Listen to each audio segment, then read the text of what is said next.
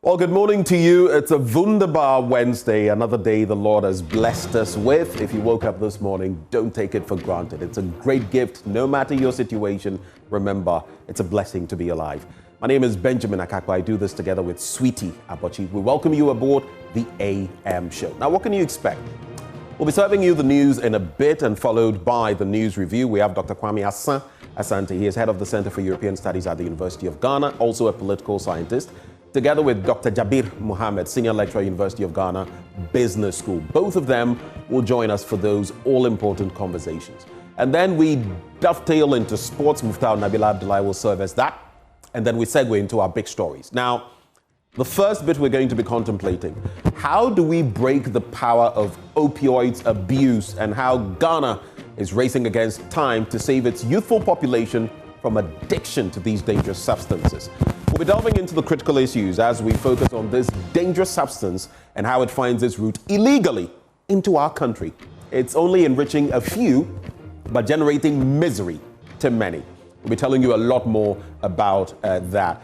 But the second bit we're contemplating this morning has to do with the Trades Union Congress, the TUC for short, appealing to President Mahama to stop the mass sacking of public sector workers by granting amnesty to them. These are the words they had for President John Mahama. They said, quote, "This will be the greatest political settlement of the Fourth Republic. It will ripple in eternity and reset the politics of Ghana." Well, the question is, will it indeed? We'll hear from them this morning. You'd want to join us with your thoughts and on social media handles as well. And if we activate the phone lines to join the conversation from there as well. This is the AM show. Do stay. The news is up next.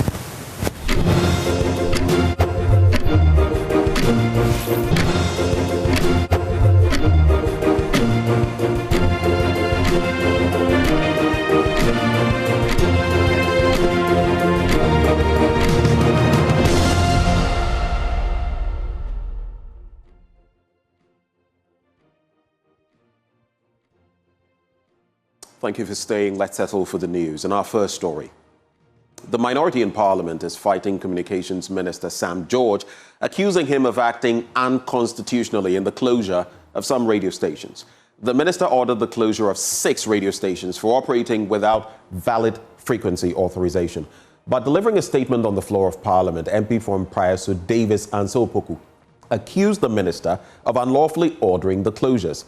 Still in Parliament, MP for Esutifi North Ebenezer Kwekuado demanded that the IGP be hauled before the House over the killing of his constituents by the police and other private security personnel of Newmont Mines. Kweku Asante has more in this report. The decision by Communications Minister Samuel Nate George to order the closure of 6 radio stations is still drawing the anger of the New Patriotic Party in the House. Last week, the minority leader did request that the minister must be programmed to appear before the House this week to answer questions relating to that closure. Today, a New Patriotic Party MP did make a statement, Davis Ansel-Opoku, describing the decision by the minister as illegal. Section 41 of the same Act limits the minister's powers to policy directives, not operational decisions. The directive issued in the media advisory oversteps legal boundaries and constitutes executive overreach. The minority chief whip, Frank Anodompre, also insisted that he would have thought that given the enormous promises the NDC made in the communication sector in the lead up to the 2024 election, the minister would have been focused on meeting those promises instead of going about shutting down radio stations. I thought that the minister in his early days will focus on the promise and the manifesto of the NDC. Definitely, the Ministry of Communication should be looking at the cost of data. But Majority Leader Mahama Ayariga came up with a fierce support of the minister. According to Mahama Ayariga, the minister has acted squarely within the law. Somebody is running a radio station, operating it without frequency authorization. And the minister dutifully directs that the law should be enforced. And you come to this house and say that we shouldn't close early and have lunch because of that matter. A minister is simply directing that enforce the law. What do you expect a minister to do? So please, I'm surprised that you will make the minister the subject of castigation, of unnecessary attacks. The minister will shut down the stations today. Tomorrow he will shut them down. Tomorrow next he will shut them down. If they want, they should go for authorization. He will shut them down. Still in Parliament, meanwhile, the Member of Parliament for Esutifi North did deliver a statement on the killing of some of his constituents by Newmont security personnel and some members of the Ghana Police Service. The police security detail stationed to protect the concession of the mining company pursued 3 young men on a tricycle and opened fire on them, leading to the death of one and in the process injuring the others. The IGP sent a delegation to Kenya for investigations to be conducted. However, outcome of the said investigation is yet to be known. Mr. Speaker, on 25th August 2024, the police and Newmont security operatives chased a 25-year-old young man spotted in their concession, leading to the young man falling into a dam created by Newmont and died as a result. Education Minister Haruna Idrisu also expressed his strong disapproval to what he referred to as the trigger-happy officers in the Ghana Police Service who are just always ready to shoot and their treatment of suspects. Just to caution the Ghana Police Service, and Mr. Speaker, yourself a good lawyer, when the Constitution says uphold the dignity of men, and that it uses the word inviolable, it is not for the police to shoot as and when they please. No. Even shooting is regulated by law, is regulated by conduct, regulated by practice. This trigger-happy a portion of them who get trigger-happy, they get somebody, they start slapping. That's not dignity. That's not honor of dignity. Even trotro drivers, the way they treat them, that is not what the Constitution expects them to do. MP for Esutifi South, Collins Dowda, came in and described as an insult the decision by Newmont Ghana Limited. The company wanted to fund the funeral of the victims. You employ security people, they open arms on innocent citizens, they die, and you turn around to tell opinion leaders that you want to fund, pick the bills of their burial. Clearly that was an insult. We will not be happy. They can do anything for us. We will not appreciate them if they continue to do what they are doing. Parliament will sit again on Wednesday in preparation for the President to deliver his maiden State of the Nation address for his second term on Thursday. A number of issues will be discussed. MPs are programmed to ask Ministers of State questions as well as deliver statements, all in preparation to the President coming to Parliament on Thursday. Reporting for Joy News, Kweku Asante, Parliament House, Accra. Now, the Deputy Minister for Education designate, Dr. Clement Apak, has reinforced calls for a bipartisan probe into the persistent examination malpractices recorded during the West African School Certificate Examination and the Basic School Certificate Examinations. He raised this concern during his vetting in Parliament, including solutions to other key challenges facing the educational sector. There's more in this report. Tuesday's vetting started on a rather hard note, with ranking member Alexander Penyu probing the nominee Dr. Clement Apak on his comment on Galamsey during the campaign period, calling on him to amend his position.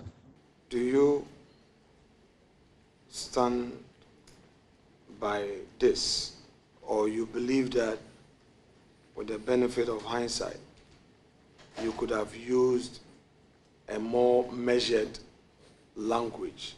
Honorable Chair, with hindsight, I must admit that the language was rather harsh. I'm grateful. Thank you very much. This comes without doubt, you being of the academia stock, and you've earned my respect. On the persistent challenge of growing trend of misconduct by students, invigilators and sometimes parents during WAEC examinations, Dr. Park has proposed a bipartisan approach to dealing with the matter. Seeking a bipartisan committee to probe matters to do with WAEC and examination malpractices. I think it is a challenge. One of the reasons that we believe contributes to examination malpractices is WAEC's inability to recruit and deploy its own staff to invigilate and supervise examinations. He also emphasized government position to reinstate the full authority of the Parent Teachers Association, PTAs, to address infrastructure deficit and enforce discipline in the schools. Some students misconduct themselves or exhibit deviant behavior.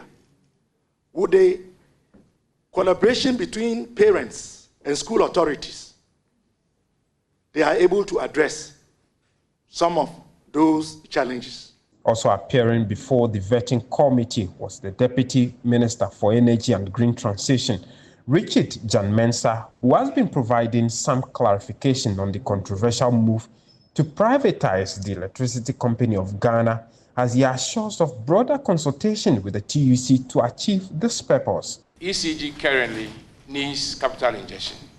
There are a lot of inefficiencies in the system.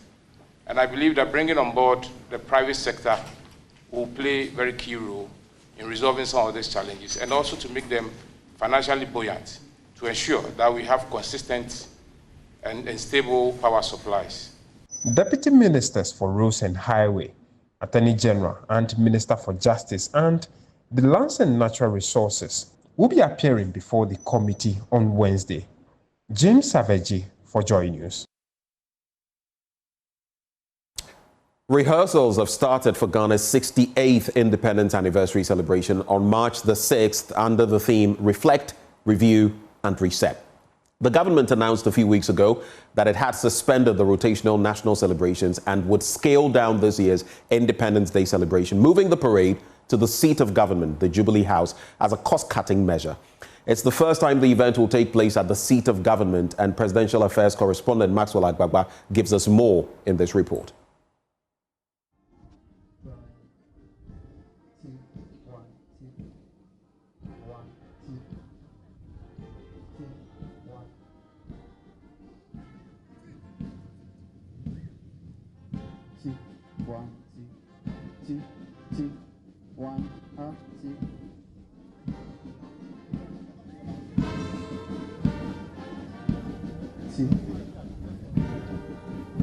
Ghana has traditionally hosted her Independence Day celebrations at the Blaster Square.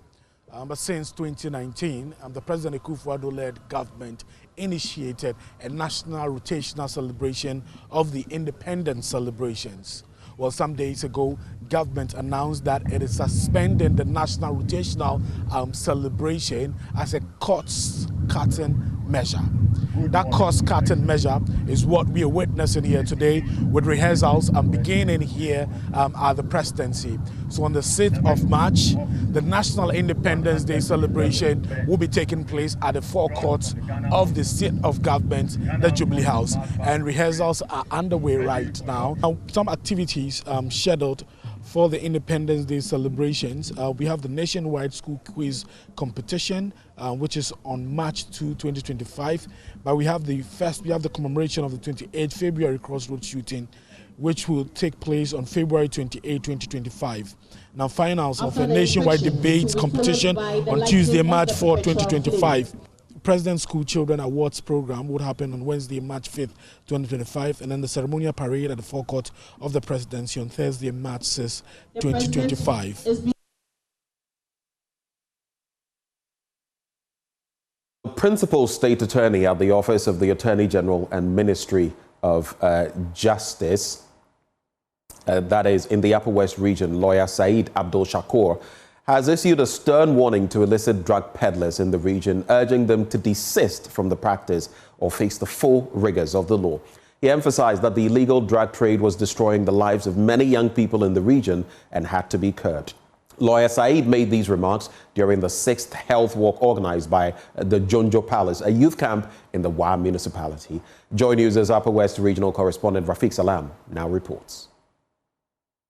It is that month of the year again where mass of youth from the Wa municipality and the region at large converge at Jengberi, a suburb of Wa, for the annual youth health walk, codenamed Walk with Jonjo. It is the biggest apolitical, non-religious, and non-ethnic outdoor event in the region and attended by over 80 different youth camps from the region. This year's event was held on the theme inspiring the youth to become active citizens and drivers of positive change. Organizing Secretary of Walk with Jonjo, Busran Dombo, threw further light on the biggest youth festival in the region. We've been doing this for the past 6 years, and every time we come out, the message we preach, we see the change in the people. But that gives us the opportunity to keep on doing it. Like Oliver Twist, we keep on asking for more. Over 10,000 people from all walks of life, including under-teens and the elderly, joined members of the various youth camps in the region to engage in the health walk. Our Upper West Regional Director of Health Services, Dr. Damien Powiri, who usually leads a group of keep fitters during the weekends for health walk, gave his blessing to the event and joined in. Another noticeable person among the sea of youth taking part in the event was Principal State Attorney for Upper West Region, Lawyer Said Abdul Shakur. Well, I'm saying that a lot of dangerous things are creeping into our society, like drugs. That has adverse effects on the individual and as well as the group. So what I would say is that people should avoid drugs, especially what is in vogue is tramadol. That's a narcotic painkiller that's taken on prescription, but it appears unscrupulous characters have flooded our society with a lot of drugs, and most of the young people in the society are now addicted to tramadol. So my message is that those who are peddling it, those who are engaged in running it, the law will catch up with them. Some other participants also shared their thoughts on the walk. I took it as a keep fit for me. So when it is done, you see your body to be healthy and then fit. Every day is important for every human being to have exercise, at least 3 times daily, to prevent diseases that are occurred in your bodies and then to move away all toxic material that are in the body. This is a 6th year the event is being held, and the number of people that took part in them have ballooned over the years. Organizers of the event are patting themselves on the back for a well-organized event with the hope that it will help reduce the intake of illicit drugs in the region, which are destroying slew of youthful lives here. Reporting for Joy News, Rafiq Salam. Wa. Let's turn our gaze now to Ghana's roads, which are increasingly burdened by traffic congestion, affecting productivity and daily commutes. To ease this pressure and create a more efficient transport system, the Transport Minister is calling for private sector participation in expanding the country's transport network, including a focus on water transport. Jennifer August reports. With road congestion worsening across the country, Transport Minister Joseph Bukari Nikpe says there's a need to explore alternative transport options. He's calling on the private sector to invest in expanding Ghana's transport network beyond roads to include water transport. The transport sector involves a lot and requires a lot of resources. Government on its own cannot do it. So we are always looking for worthy partners to partner government in the transport delivery. If you talk of the rail, it's very expensive, and government in its capacity now do not have the resources to undertake the rail projects. So if you talk of mine ministry, it is one of the areas that we are in search, or we are open for private investors to come and help improve upon the transport sector. As part of this vision, the Ghana Maritime Authority is stepping up efforts to create jobs in the maritime sector. Director General Dr. Kamaldeen Ali believes the industry has the potential to boost employment, particularly in the cruise sector. Crew drive is a very important thing. There are countries in this world that are, I will use the word, cashing on crew, which means that they have huge number of crew that are working on ships. Ghana, we have that potential. So in fulfilling the mandate of the ministry, and the minister have already told you his commitment to creating jobs, and which links up to the president's commitment to increase jobs. But we intend to make sure that we put a drive on crew employment and maritime sector employment so that we increase the employability within our maritime sector. The Transport Ministry and the Ghana Maritime Authority agreed to collaborate to ensure a more integrated and efficient transport network, leveraging water transport to ease road congestion and enhance economic opportunities in the maritime sector. Jennifer Agest's report, read to you. Despite being one of Ghana's most resource-rich regions, the Western region continues to grapple with challenges in infrastructure, job creation, and environmental sustainability. At a high-level regional development dialogue in Takoradi, stakeholders from government, traditional leadership, and industry called for urgent action to redefine the region's development agenda. Natalia Kwanta has more. The Western Region Development Dialogue brought together key players to discuss the future of Ghana's economic powerhouse, with over 50% of Ghana's national wealth generated from this region. Concerns were raised about why local communities are still struggling with unemployment, infrastructure deficits, and environmental degradation. A major highlight of the event was the call for technical and vocational expertise. Former Public Enterprise Minister Joseph Kujo challenged workers to become true professionals, not half-baked artisans, stressing that Ghana's workforce must master their craft if the region is to develop. So we have skilled labor that are work best at sports level, top. When they come and work for you, you see this is a core finishing. From mechanics to masonry to tiling to painting to anything. But as a person does the full job, wants the best pay, two of us, we are keeping our eyes on that. Beyond workforce development, governance and accountability were also central to the discussion. The chairman of the Ghana Journalists Association in the Western region emphasized the role of media in demanding action from leaders. Today's dialogue is a clarion call to redefine priorities through collaboration. I said that is society's work and bridges, collective policymakers, communities, and stakeholders. We often listen to what people are going to say, but today we also make it intimate that agendas we also have to act like a global agenda. We do this agenda not only with the politicians, but the same people that are going to set agenda for us. Key resolutions from the dialogue included infrastructure development with focus on road network and railway restoration, industrialization, urging businesses to process resources like gold, bauxite, and cocoa locally. For Joy News, in Athalia Kwansa, Western Region. The Vice-Chancellor of the University of Education, Winneba, Professor Stephen Jobson Mitchell, has reaffirmed his commitment to extending transformative education beyond lecture halls. Speaking at the launch of his Community Initiative program, Professor Mitchell described the initiative as a pledge to the community that hosts the university. Abigail Nkrumah Essel tells us more in this report. Community Initiative program is targeted at addressing challenges facing the youth, families, and communities in Efutu and Ejumakon. Describing the initiative as more than just a program, the Vice-Chancellor of the University of Education, Winneba, Professor Stephen Jobson Mitchell, emphasized the university's commitment to offer education beyond lecture halls. This initiative is more than just a program.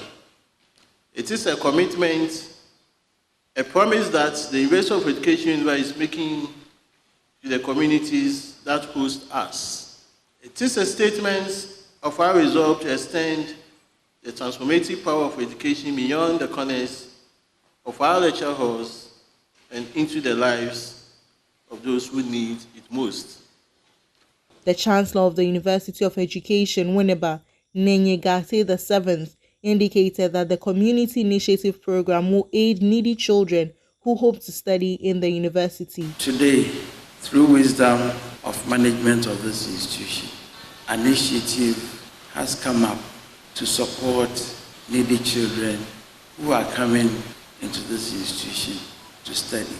This is something that is going to ginger some form of competition among the young ones in the Futu and Ejumakun communities. And we know through this an improvement in learning will come up, and our young ones will see the essence of hard work.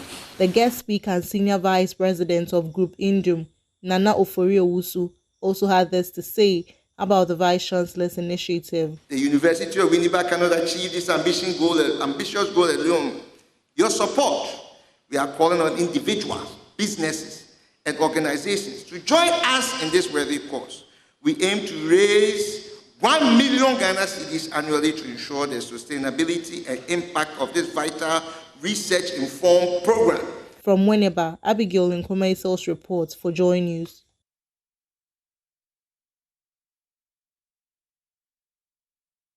Well, once you see that, you know it's time for our business updates, and we take you right into our currency market for today.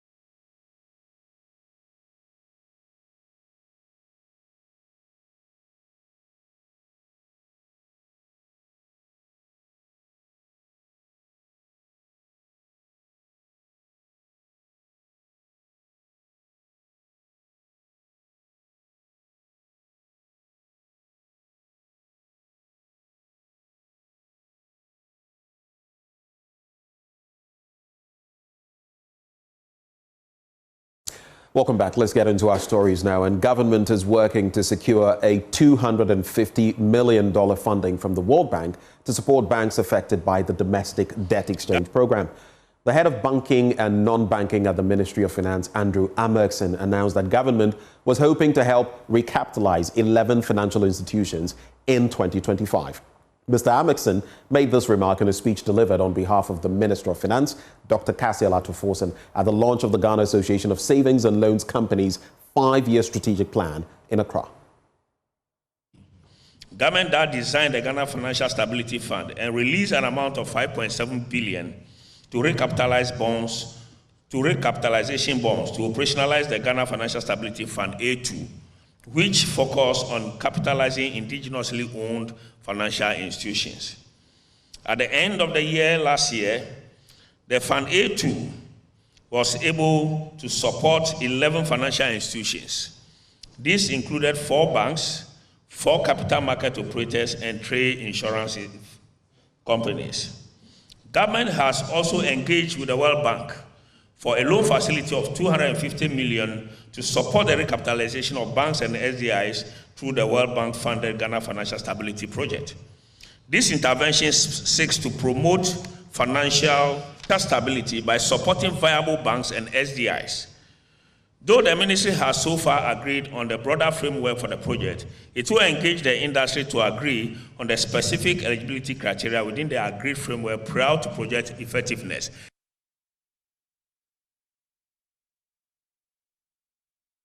Now, the Majority Leader in Parliament, Mahama Ayariga, has called on the international business community to divert their investments to Ghana. The Majority Leader made the call during an engagement with a business delegation from Morocco to explore the investment opportunities in the country. Create jobs, build a strong economy, and improve the living conditions of our people. We do realize that we can't do this alone. We need strong partners. We need partners at home and partners abroad. And so anytime we see business delegations like you express confidence in Ghana and even come to see, we are excited. There are many countries that you know of, but you haven't gone there to see what opportunities are there. To take a decision to come and see the opportunities that are here is a stamp of confidence. Well, from there we head to how the commodities are trading for today.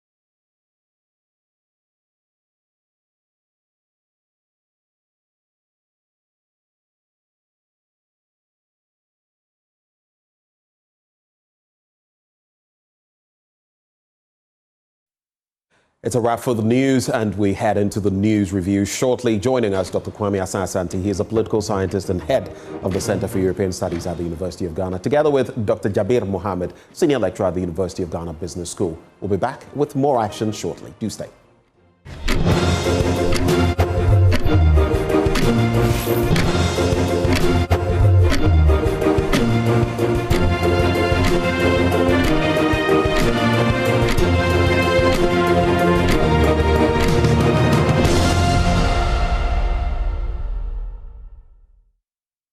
We appreciate that you've stuck with us this morning. Time now for the news review, and our guests join us, starting with Dr. Kwame Asante. He is a political scientist and head of the Center for European Studies at the University of Ghana. Doc, good morning. It's good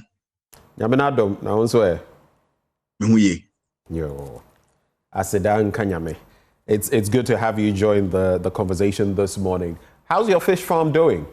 I know you didn't expect me to start from there. How's your fish farm doing? It's progressing slowly. Okay. But for all the intents and purposes, we are getting there. You know, I told you this is a sample project. It will be magnified somewhere. But so far, the data I'm picking, the chances are that it's going to succeed. I have no doubt in my mind. Wow. And it's an inspiration that you've stuck to your guns on this and you're doing it, especially for young people. But are there any challenges you're facing in this endeavor? Yeah, challenges, a lot of them. When you talk to farmers, when the fish is ready, there's nobody to buy. And I challenge the previous government that you sink so much money into the project, giving people fingerlings, giving them fish ponds, all at a cost. And yet when the fish is ready, there's no market. And it defeats the whole process. You know, you in public policy, you evaluate. And at the end of the day, if there's a need to overhaul, you do. Or if you need to terminate, you terminate. There's a need for government to look at it and look at it, because that will take a lot of boys and girls of our society out of the streets, and they'll be busy doing it. It's very, very joyful program. I enjoy every morning. I shed sweat and then I work on it, and then before I go to lecture. Yes, it's a beautiful enterprise. The state must support it. Well, we pray for that support to come. Any quick thoughts for us this morning? Any thoughts you'd like to reflect on? Yeah, there is something that, a lot, but that obviously time will not permit us. So let me touch on something small. I'm sure you've been following the vetting ever since John Mahama nominated people for Parliament to vet. One thing has become clear, and is that when we started off with the deputy ministers, or I wouldn't say deputy ministers, one thing has become clear when you look at the trend that people are confronted with their past. I am not against it. I'm all for it. Because you see, one historian has said that history is the dialogue between the present and the past. So at least they are making the best use, and we are getting information from there. They confront people with statements they've made in the past, which they believe in at that time so strongly. And then when they confront them in Parliament, something that you realize that they believe in so much and that they hold them dear to their hearts, they come and then they chicken out. My question to those people is that if it is what you are saying is the truth, why fear? Why are you afraid of it? Can't you believe in your conviction and defend it? If what you are churning out is a lie, why are you telling it? And my other question for them, that if your statement is so harsh, why utter them? Why write them? And I am wondering, why do people will not stick to their guns and defend what they believe in and defend if it is the truth? People have made, from where I sit, I realize that people have made the position of a ministerial and deputy ministerial position that it's like a do or die affair. Hey, I need to have it. So a position that I have espoused, which I believe in, which really reflects the situation on the ground. At the 11th hour, I'm ready to let it go and render an apology. Come on. We don't believe in such people. They are not courageous enough. But a quick courageous man is the one who dies on his dagger. After all, truth stands. That's the motto of my hall, the Commonwealth Hall. I want to see more of this, that I believe in what I've said, and that I'm going to stick to it. I'm going to die on it. If it is wrong, do the amendment before now. Render apology. But if you come at the 11th hour and you are confronted with, and you render apology there, you tell us all stories, then I don't believe you are worth your salt relative to what? Statement or fact. I see. Interesting points. Of course, we heard Dr. Clement Apak apologize for some comments saying they were harsh. But at the same time, it's also a fool who never changes his mind. And if on hindsight, you believe that you were a bit harsh, I guess an apology is in order. Though I completely agree with you. And I'm careful when I say what I do because I stick to my guns and I stand by my opinions. But at the same time, Doc, I guess to err is human, isn't it? No, I agree. That is why earlier rejoinder is necessary. Earlier rejoinder is necessary. And you need to be measured and tempered. We're all human beings. You can make mistakes. But when you do, earlier rejoinder is necessary until the 11th hour. And sometimes the things that they apologize for are the things that are not harsh. They are the stark reality on the ground. Why are you running away?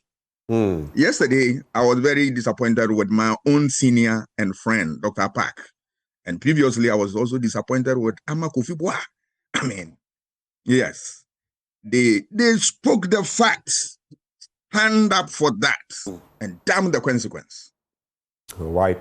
Thank you for those initial thoughts there.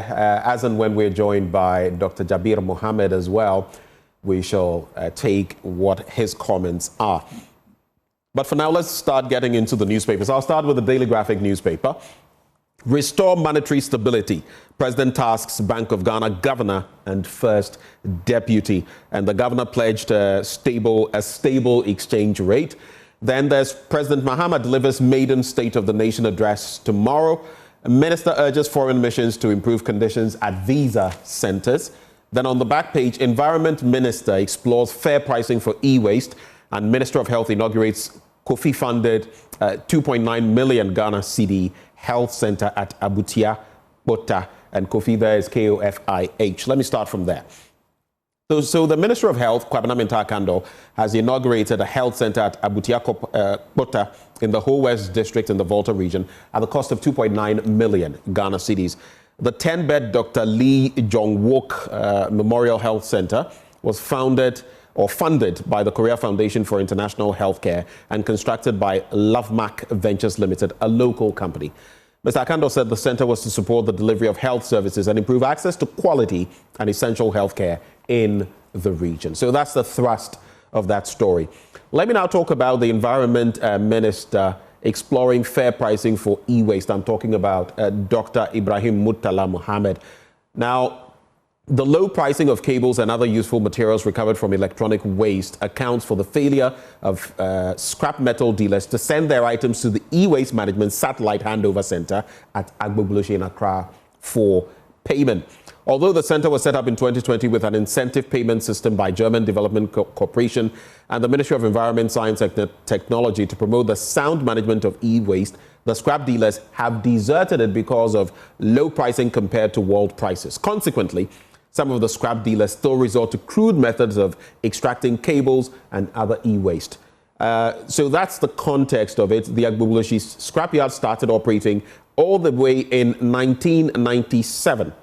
Now, to address the impasse between the scrap dealers and the operators of the holding center and ensure the sound management of e-waste, Dr. Mohammed asked for the formation of a committee that included officials from MEST to determine fair pricing for e-waste. And that's the latest on that development. I'll let you reflect quickly on those two stories before I move on to money-related issues and the SONA. Any quick thoughts, Doc? Yes, I think the electronic waste, that's a bold step that my friend and student, Dr. Murtala, is saying. That's a good one. Yes, because if you look at this, it's being a nuisance to the society for a very long time. That Agbogboloshe area, you go there, electronic appliances, old ones are bent, and they emit all manner of fumes. People inhale. The health consequences they are not aware of, and everybody, a passerby, you just catch some and then go and deal with it later in life. Yeah. And it's a problem. So the ministry is taking trouble to deal with this. I think it's fair and proper. Right. But I want him to extend the conversation to polythene that we have all over this country, which is taking aquatic life, which is destroying soil and its fertility, which is killing fauna and fauna and all that, and creating all manner of problems for us, so that they can also deal with all of them holistically.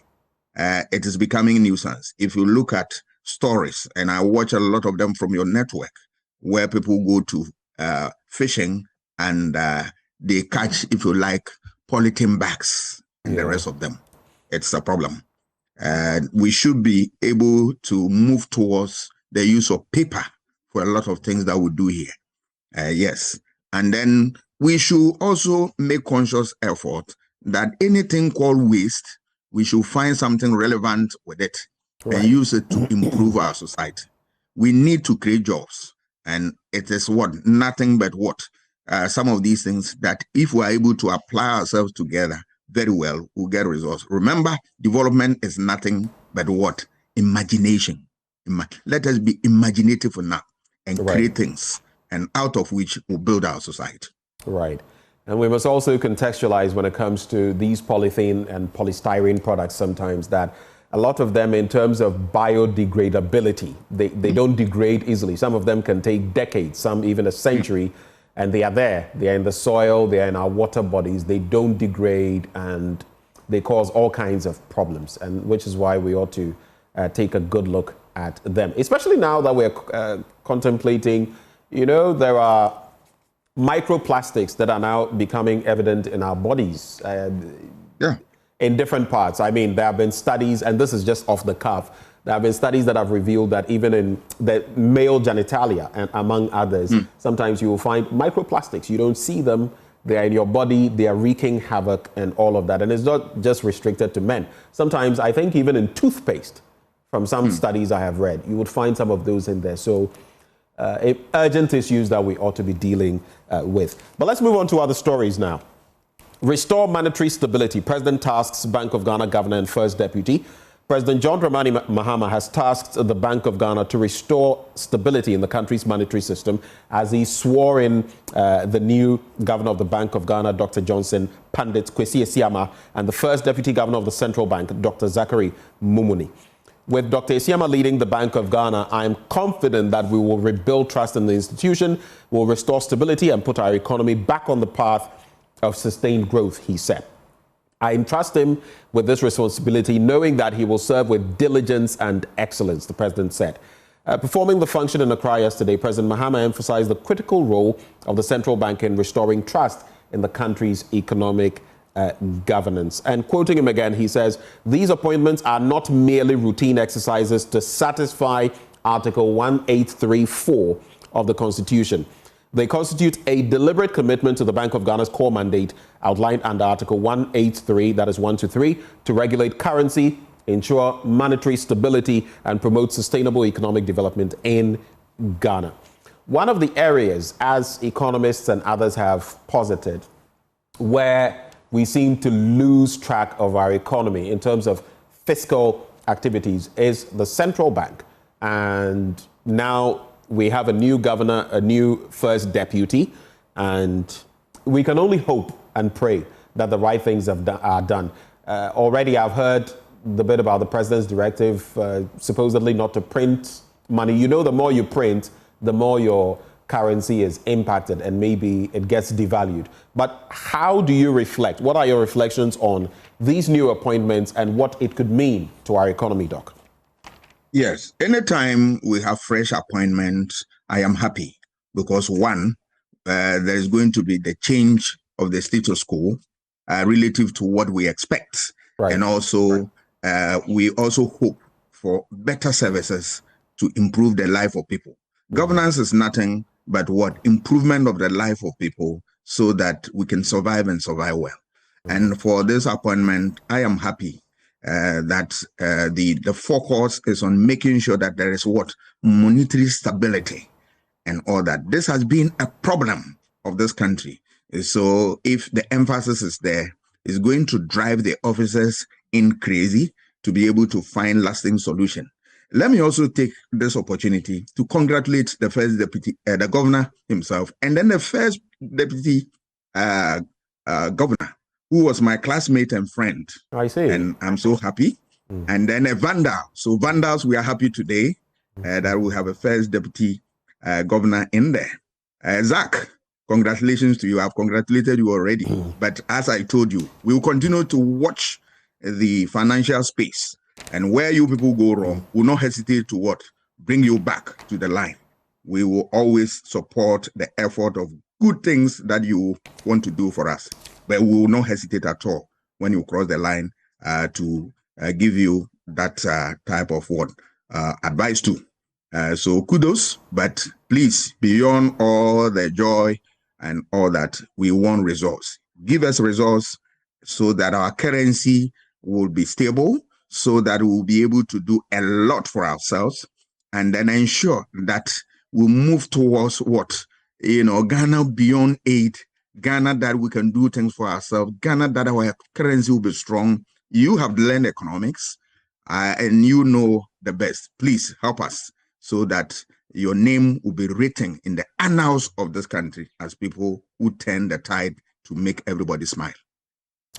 Thank you for those thoughts. Let me do this last batch of local stories, then we'll take a few on the international front and then move away from the Daily Graphic newspaper.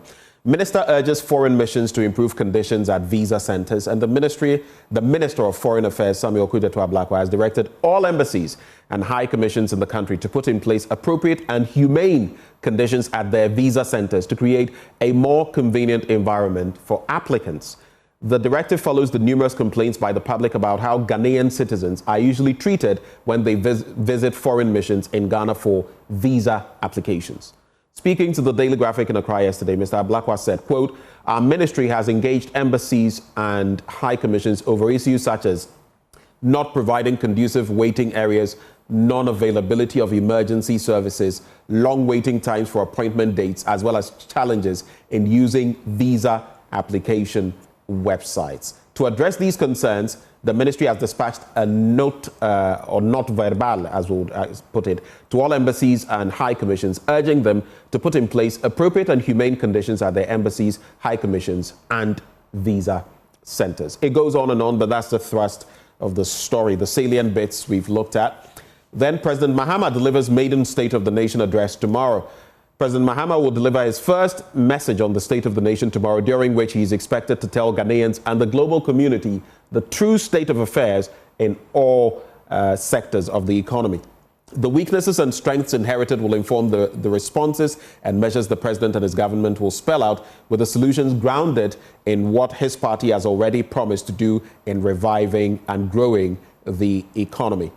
By way of predictions, apart from the economy, insiders suggest that President Mahama would also touch on key sectors, including energy, because there is a deep gap of financial deficit to close, education, because a reform is imminent, as well as healthcare, where there will be much to say about the ambiguous Agenda 111 of the previous government, and infrastructural development, for which the electronic transfer levy was introduced, which the president had promised to abolish. And so all of these are some of the predictions that are being made, and the expectations are definitely high.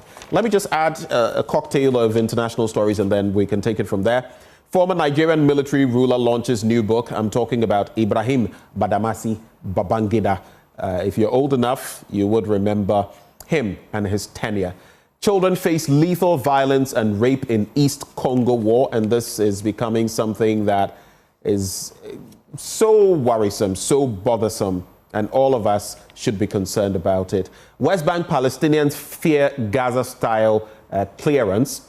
And then Trump, Macron display stark differences on Ukraine. Those are the stories on the international front. Your reactions, Doc? I will start with the tsunami that we are going to experience under this second term of Mr. Mahama. That is the maiden one. Right. We are all more than expectant and want to see what will come out of this.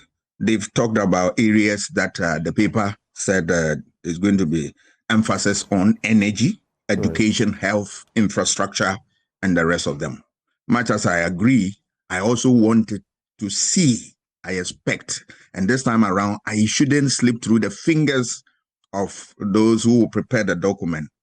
Galamsey, I want to see and hear concrete measures that the president wants to put in place to address this threat that is affecting our society. I also want to see what, solution to the problem of unemployment, large army of youth who are parading the streets of Ghana without jobs. What is it that his government can do? And remember, he has promised us in all these areas. So we want to see the promise as the basis of what? The social contract that was signed December 7th. Right. And want to see how you want to carry it out. So all of us, eyes are open, ears are open, our pens are ready to put on paper and all that. But I trust that the president will not disappoint. I trust. So he shouldn't let everybody down. The issue of visa centers and the way those officers treat people who come to seek for visa, or visas, so to speak. I don't want to mention names, but you go to some embassies, you have to stand, and then it's worrying. Is it the case that when you are in their countries, is that what we see? At least they should attach some importance to this and then do the needful. We are all clients, and we expect them to treat us with respect and dignity. And then support, we all will support the effort. So I think I dove my heart for the minister who has noticed this and then has brought it to sharp focus. And then he's also encouraging the players in that industry to work at it. It's a beautiful thing. The last one is the issue of the East Congo crisis, which is affecting children, and I'm sure women are also in there. Yeah. Most of the times when you have war and then violence like that, women and children suffer the most. And that's the basis for which UNICEF were established and all that. Africa must rise up and then move beyond these things and then make our continent the best. Let us right the wrongs so that people will not refer to history and describe it. One historian described Africa as the continent of turmoil. Let us shy away from that. Let us prove them wrong so that we can build it. Because my worry is that if you read Paul Collier's book, it said, look, the title of the book is that the bottom billion. If you destroy your country for a long time, it will take you so many years to build. And that if you don't take care, you can't even build it. Let us take our, advice from that and build our society. Let us use dialogue to address our differences as opposed to gun and violence. I think that is the way to go. Thank you very much for those comments. Just a little add-on before I bring in Dr. Mohammed. When it comes to how Ghanaian citizens are treated at some of these embassies and high commissions, we might also, again, without mentioning names, contemplate and dialogue with the airlines. And in recent times, we've had a number of instances where, the treatment of people leaving Ghana, and it may not necessarily be Ghanaians alone, but the flights, some say the flights are not even fit for purpose, the treatment, long delays, no apologies, and all of that. I think the airlines also ought to be spoken to. Ghanaians also have blood flowing through their veins, just as any other citizens from any other country. And the thing is, if you don't create the respect for yourself, no one will respect you. So we have to create that respect and deal with these airlines as well. Again, I could mention names, but I am intentionally refraining from mentioning them. Let me usher in Dr. Jabir Mohammed into the conversation. He's a senior lecturer at the University of Ghana Business School. Doc, good morning. Good morning to you and good morning to all our listeners. Great. Well, I've just listened to Dr. Ashashanti concerning the SONA.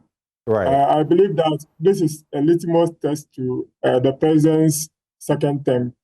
I think the president has promised us 24-hour economy. I want to see that truly reflects in the speech of the president, because it is very important that we address the issue of the 24-hour economy. This is the center of his campaign during the 2024 elections. So we cannot have a SONA without having concrete measures to be able to roll out the 24-hour economy and to ensure that we have a sound and a good economy.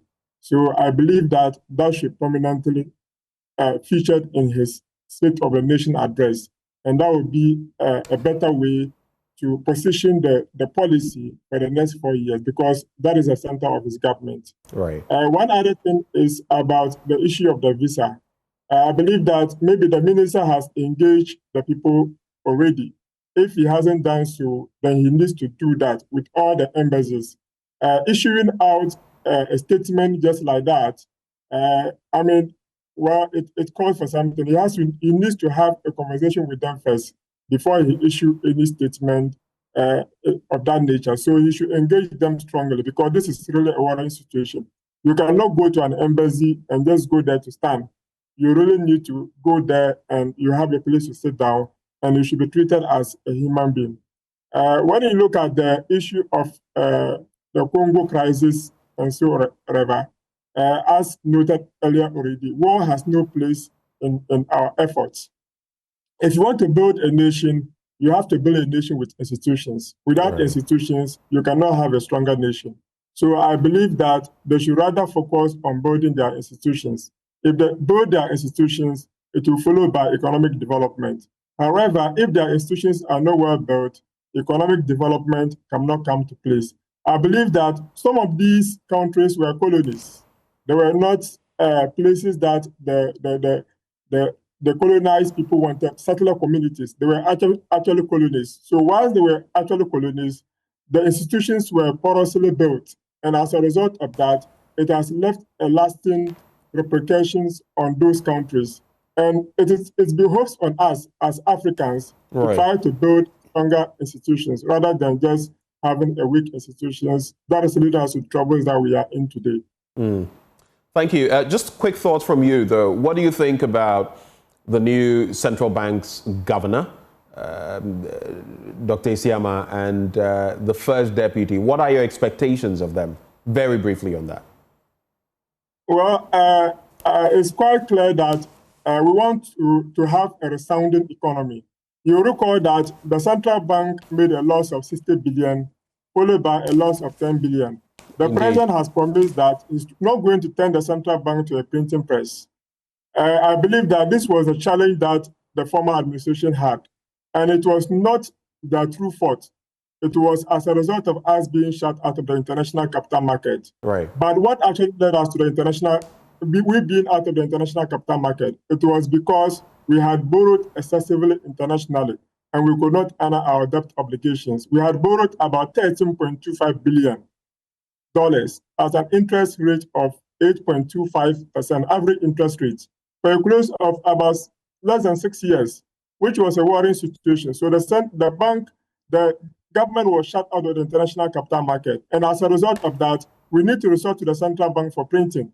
So I believe that if the president will allow the central bank to be independent, it is going to be a long way to help to sustain a long-lasting economic growth. So the central bank, in as much as the central bank might be independent, but mind you that almost everybody is appointed by the president. So the independence of the central bank cannot be guaranteed if all the external directors, the governor, the deputies, everybody is appointed by the president. You can imagine there can never be an independent of the central bank. Right. So the president saying that he's going to allow them to be independent, I doubt the independence of the central bank. Just that it should give them the autonomy to be able to operate within their remit, within the law that establishes the central bank. If that is done so, then I believe that we can have a solid and a sound central bank and the economy can rebound. All right.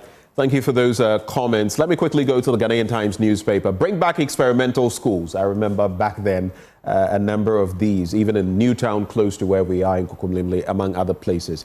Bring back experimental schools, Dr. Amate advocates. Lands Minister sets new standards for mining quarries. Don't mistreat visa applicants. Foreign Ministry, we've already delved into that story. GIS National Security must collaborate to strengthen border security. That's according to the Interior Minister. KICC Amustet project trains 220 young farmers on climate-smart agriculture and dry weather conditions affecting growth of green Ghana trees. Let's start from there. Dry weather conditions affect performance and growth of trees planted under the Green Ghana project, an intervention instituted as part of a flagship program of the erstwhile NPP administration in the Upper East region. Now, the northern, Upper East and Upper West regions suffer dry and hot weather conditions around the season. A follow-up on several of these trees planted last year during the planting season indicates that the trees face challenges at their various stages of performance due to the dry weather. Some stakeholders and staff of the Forestry Commission the reporter interacted with indicated, quote, the trees we water every day. If you look at the growth of the trees in the nursery, it is not too good. Though some are doing well, the others are not doing well, though we water, unless the rain comes again. Mr. Paul Hene said a nursery currently being cared for had an excess of 140,000 tree seedlings. He also noted that 230,000 trees were given out in 2024 to NGOs, churches and individuals, and indicated that Green Ghana is in its 4th year since it was initiated in 2021. And usually when we talk about these, we have to ask value for money. Growing trees, a good thing. But if you look at the investment and look at the outturn or the output, are we getting value for money? And how do we make them better? And even when we plant in places like the northern belt of the country, knowing the harsh weather conditions, what mechanisms do we put in place to ensure that these trees can be sustained and grow adequately? Then let me come to the other stories. I'll start from page 13.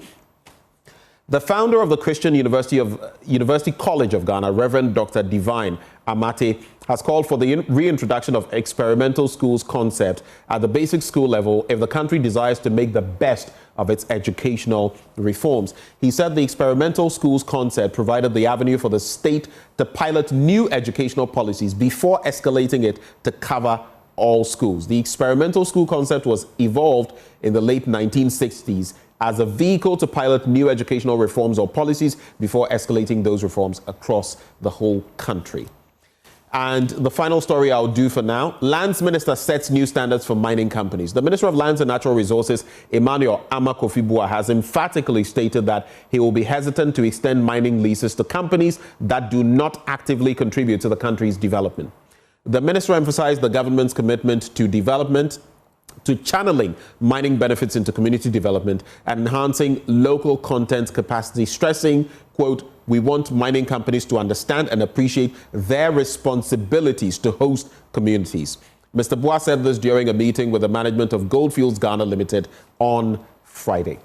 Quick thoughts. I'll start with you, Dr. Asante. I'll start with Green Ghana project, a very laudable project. I support it all the time. But you pose the right question. Do we ensure value for money? Right. The things that we have put out there, are we monitoring the process to see whether they are doing well? And that is the bane of this country. Policy evaluation, monitoring is a problem. In fact, what we call policy coherence is not adhered to. And if you look at that, then you have no choice than conclude that we need to up our game if we want to achieve something. But we have to extend the conversation also to other areas within the same sector. That yes, you are interested in planting trees today, but at the same time, you are looking on while people are felling trees. And that becomes a paradox. You know, we need to sort that one out, because every time I see charcoal from the bush to town, then I just tell myself that this is the future of Ghana forest. Are we serious about that? Let us expand the services to the rural areas for them to be encouraged to use LPG gas so that we'll save our forest and save the ecosystem, and by extension, we save ourselves. It is important. We have no choice at all. And then I support the minister, Amakofibua, on the mining leases that he wants to restrict the process. That's the way to go. He must put his foot down and see to right all the wrongs associated with the place. I have been told by experts in that area also that there is a structure on the Minerals Commission, which also creates all manner of problems affecting licensing regime and all that. He should also turn his attention in there and then work on that.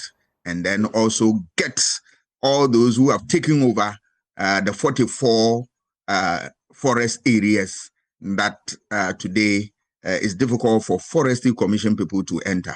He should work on all that. I know he's capable, but he needs to be able to put his foot down. He should not be afraid of stepping on toes. If you read, Madeleine Albright's book, The Mighty and the Almighty, the preface, he has written, it was written by Bill Clinton, and he said something which is so profound. He said, in politics, if you are afraid to step on toes, you remain still. You should step on toes and move on. I urge him. I support him. All right. Let's take your initial comments on... Yeah. I think, can I touch on the experimental schools? Yes, please. That is a good one. I'll make it snappy. It is a good program, and I'm happy that Dr. Mate is bringing it to the fore. Because if you look at our educational policies and all that, sometimes we struggle moving from 4 years to 3 years, the secondary school concept and all that. If you had something experimental, it could have helped us to plan properly. I am a product of experimental JSS. We started it 1979 at the Kropong PTC Demonstration Junior Secondary School. And then they developed it. We had to move to secondary school Form 3, continue and concluded Form 5. Later, when they realized that the experiment had worked well, then they started all that. We had about only 10 in Ghana. Accra was Kimbu and the rest of other places. Now you see those products, they are all over. So let us bring that concept. It will help us to be able to plan the policy and plan them well. And where we see problems, we use the fallow period to correct them before we come to full-scale implementation of the policy. That, I think, it's a good call. All right. Quick thoughts from you, Dr. Mohammed. Well, I will start with the experimental schools. I believe that currently we are in a state of reforms in the educational sector. And I think that this should be one of the anchors that the reform should be looking at, so that we can position it in a very appropriate manner. We cannot have reforms and we come back again and say that we want to reform again. We need to touch it once for all and make sure that things work and work efficiently. Okay. Now, on the issue of the licensing regime, I believe that indiscriminate licensing is one of the key things that has led to the destruction of our water bodies through Galamsey. If you scrutinize people who want to come for mining licenses very well and give them the appropriate licenses and give them what they opt to do, I believe that we will not have the destruction that we are currently having. So I hope the minister will crack the whip and ensure that we give mining to people, appropriate licenses to people who actually deserve it. Okay. And all those who are not doing anything good in our water bodies, their licenses should be revoked and appropriate punishment meted out to them. And I also hope that the policy of re-seizing the excavators and putting them into good use is going to work for us. If we are able to do that, we are going to have a cleaner country in the future. Now, finally, to the issue of the Green Ghana project. This is a laudable project, and we have the cylinder circulation program that the former administration started. I believe that we can continue that program. We have the cylinder manufacturing company, which is still there. An MD has been appointed for it. I believe that we need to put in the better strategies to ensure that every part of the country have access to it. We have the gas infrastructure. Why don't you refine the gas so that we don't waste it? Now, if you go to the oil and gas sector, sometimes they have to vent or they have to flare the gas. So instead of flaring the gas, why don't we find an appropriate way of converting the gas into a little liquefied petroleum product so that we can save our environment? The saving of our environment is very important. But if we don't provide the alternative measures, avenues for the poor people, why do you expect them to find cooking fuel? Obviously, they rely to cutting down trees. So we have to put in better strategies. We have all the resources to do so. But if we don't plan very well, we are going to fail as a country. So we need to plan and plan very well so that everybody can have a better share of the country national cake. I'm going to just take some headlines from the remainder of the papers, 2 of them. And gentlemen, you have about 25 seconds to respond. Just final comments. So what you were talking about, the Accra Times captures a cylinder recirculation model. NPA boss assures seamless implementation. Mahama blames Akufo-Addo Bawumia over banking sector mess and says narrow focus informed the cleanup. Ayariga woos investors. I believe we brought you that story in the news this morning. Moroccan investors assures them of favorable environment. Fear grips Wale Wale as MP weeps in Parliament, and recognized unit committee members Dome Kwabena MP demands. The Ghanaian publisher Don't Blame Afenyo Markin for MPP's low votes in Ashanti. That's Dr. Kofi Boateng. And Stop Sacking Workers, TUC tells Mahama. There's also mainstream PPPs to bridge infrastructure gap upon Nkrumah to government. Quick thoughts, very quick thoughts. I'll start with you, Dr. Asan Asante.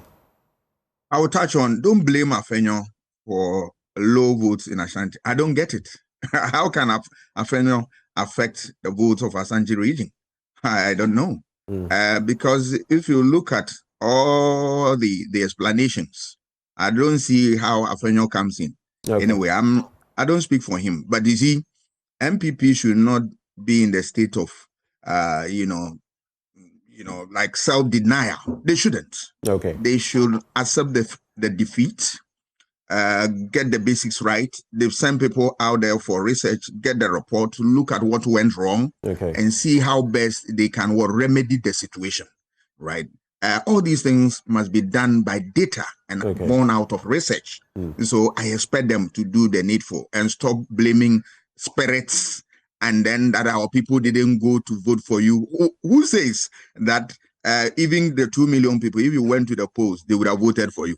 maybe they would have even cast their votes against you, or even go there and would not even vote, or even destroy the ballot. Right. So they should be circumspect in some of these things, and then do the needful by getting data out of research and take a decision that will last the test of time. All right. Thank you, Doc. Dr. Mohammed, our time is up, but I'm just giving you a few seconds to express your thoughts. Let's go.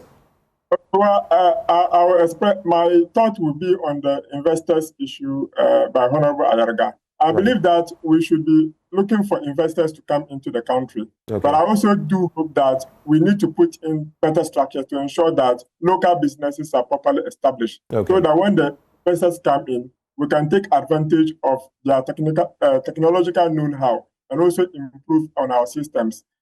Finally, on the issue of the banking crisis, it is something that we have done already, and we need to get over it. Okay. And I believe that if banks that were unjustifiable, the alliances were taken, and they have the financial muscle to come back, let's restructure them and let them come back, because they're going to create jobs. All right. And the 24-hour Thank you, Dr. Mohammed. We have to go. Unfortunately. Dr. Jabir Mohammed is Senior Lecturer at University of Ghana Business School, and we also had Dr. Kwame Asante, political scientist and head of the Center for European Studies at the University of Ghana. Both of them joined us. Stick and stay with us. Up next, the sports with Muftau Nabila Abdullahi. We'll be right back.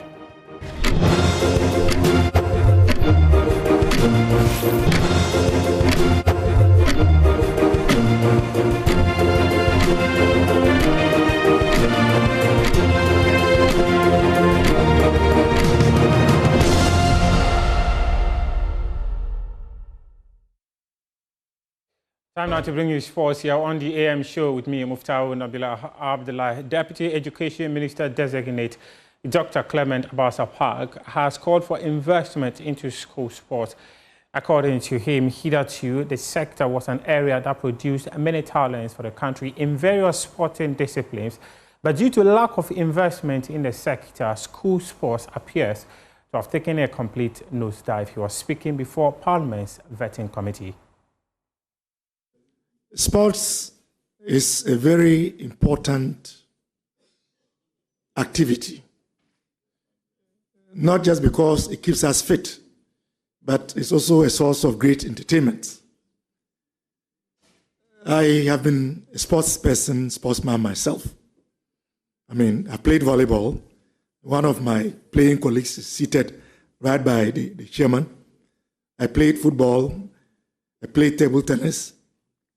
My younger brother, who is here, played basketball all the way to the national level. And you are right. It is not the way it used to be. And that should be a cause of worry. My minister is a sports enthusiast himself. He plays football himself. And I think the challenge we face, as you rightly alluded to, is funding and its inadequacy. Given that he's a sports person himself, I believe very strongly that he would find ingenious ways to get private sector involvement to support sports in our schools, even as we look at what we can do to provide some support as a nation for sport and sporting activities to go on in our school system. Sports cannot be neglected. A very important activity that ought to be supported. We all do it. We buy the footballs, the jerseys, and we provide the funding to support the district directorates of education to organize sporting activities. It's a problem that we must look at and address. Head coach of the Black Queens, Kim Latz, he says that the performance of the girls in their friendly match against Morocco suggests that in the long term, these girls will be able to compete against the best in the continent. He described the experience in the Black Queens camp as a very good one. I think the week have been really, really good. I think this team came as one group, and they are living in a completely different, a better group, I would say. Both like off the pitch with the team building, we're having a great team spirit here, and they have been working really hard in trainings. The focus have been more to defend well, high pressure, play with energy, play as a team. I think we did a good job in the game against Morocco, even if the result wasn't what we were hoping for. But they have like following all the instructions, and they worked hard. And like I said, we're leaving as a better group and a better team. Of course, you always want to see all of the players.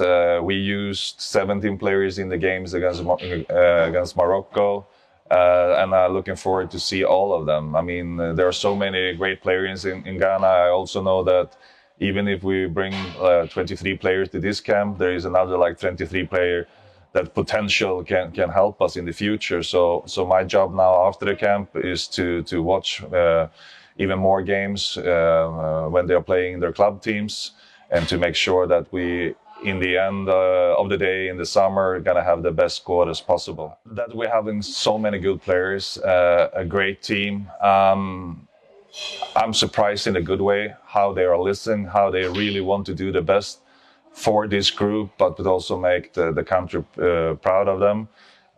So I'm feeling that we're moving in the right direction, and I'm sure that the next camp will be even better.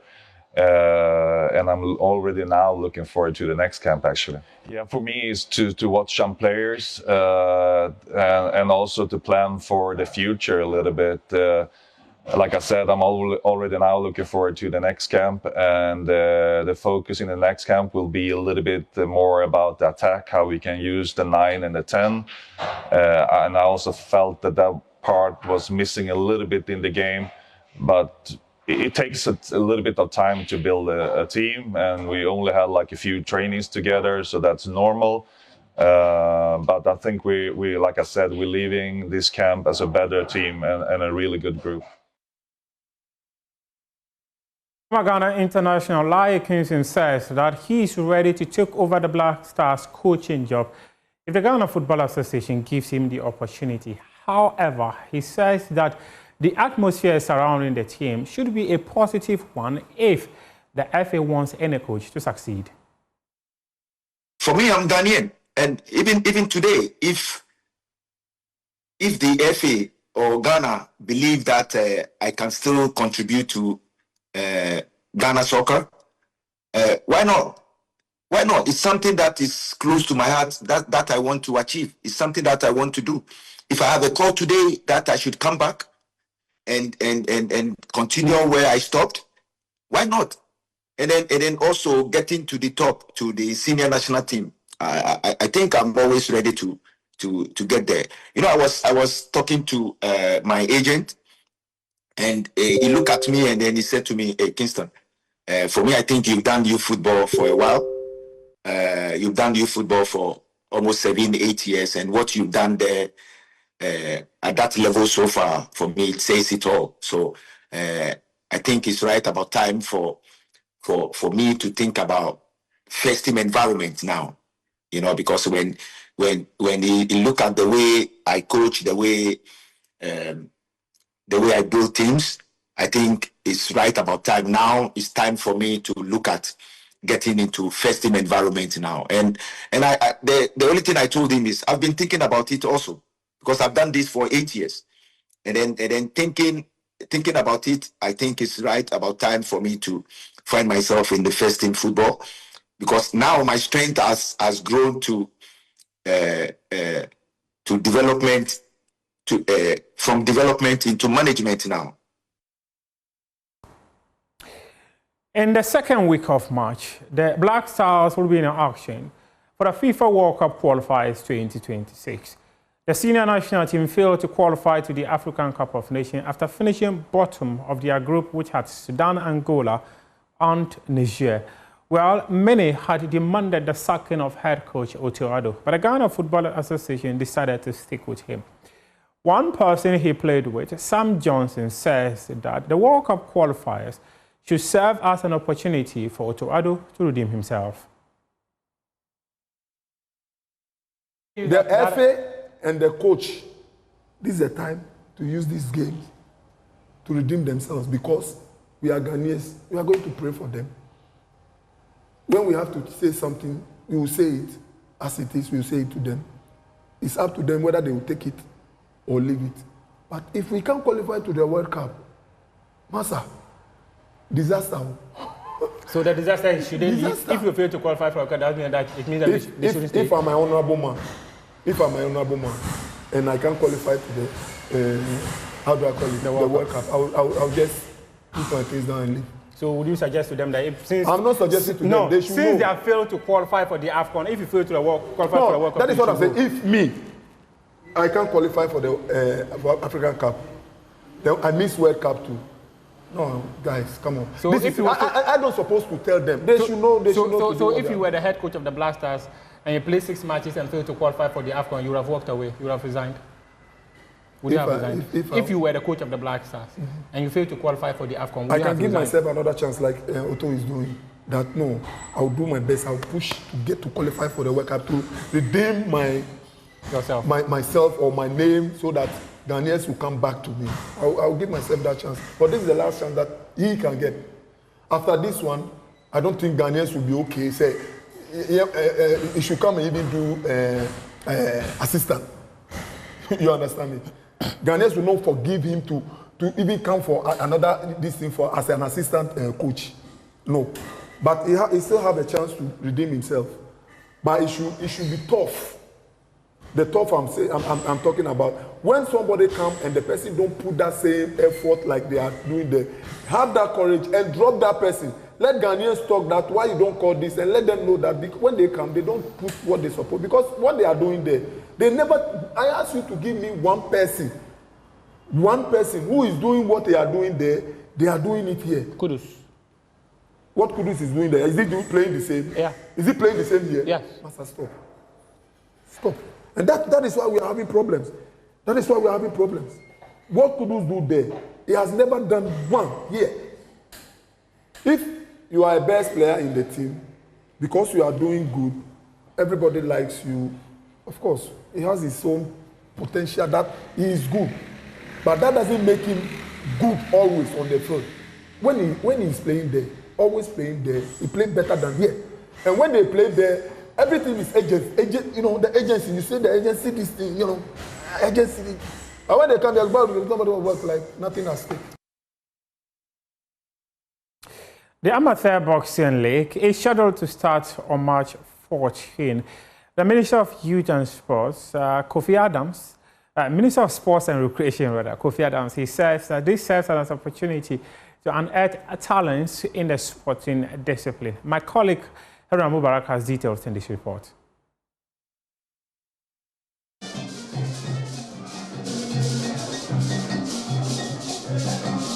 The Ghana Boxing Federation and Trust Sports Emporium have collaborated to launch the maiden edition of the Amateur Boxing League. The event was attended by Sports Minister Kofi Adams, Ghana Olympic Committee President Benunu Mensah, and other dignitaries.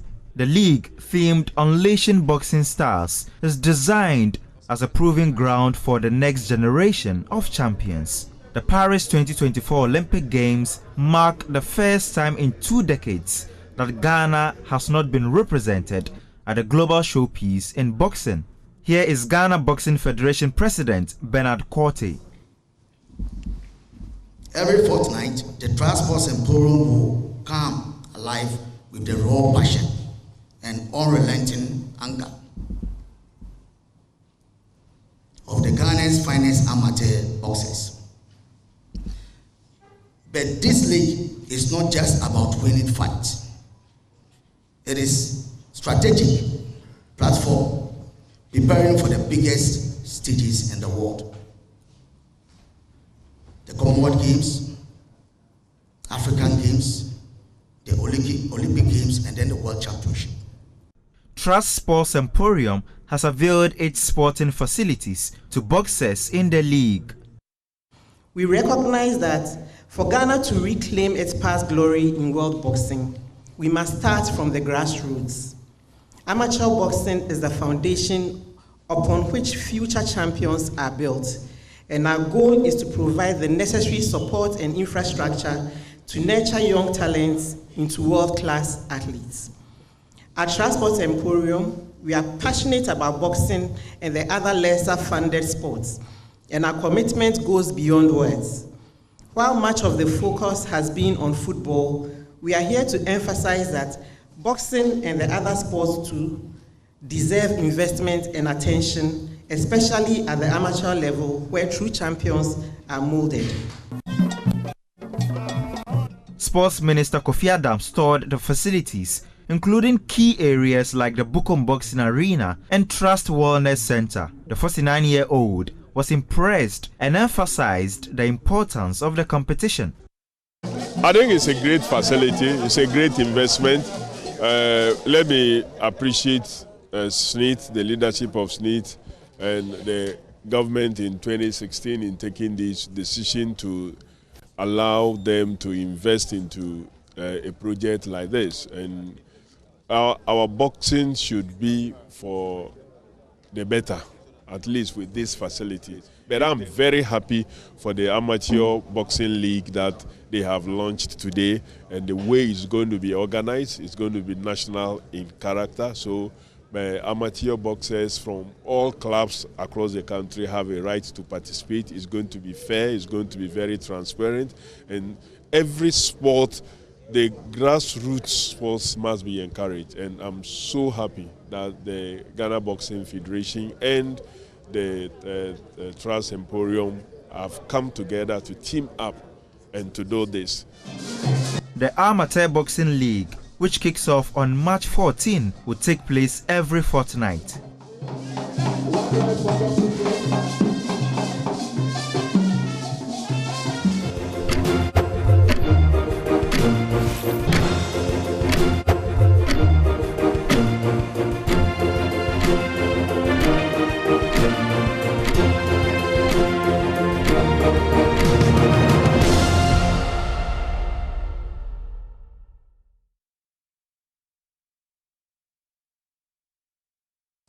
Welcome back on the AM show. Time now for AM Business. And the UK Ghana Chamber of Commerce is urging the government to take further steps to rationalize taxes to support. Well, Joy Businesses, James Eshen, has been engaging the executive director of the Chamber, Ajoba Chiama, on trade volumes and other factors affecting businesses. Enjoy.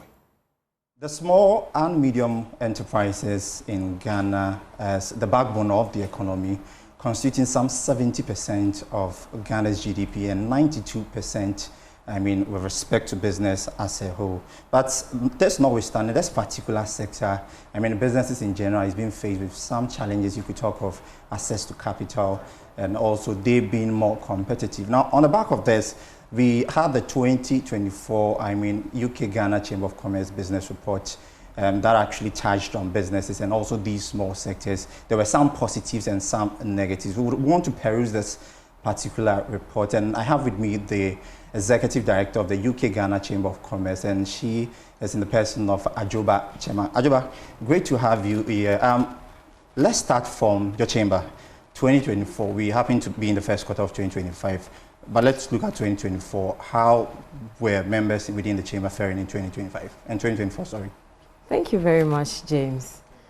2024, I think we'll all agree that for businesses, the results were mixed.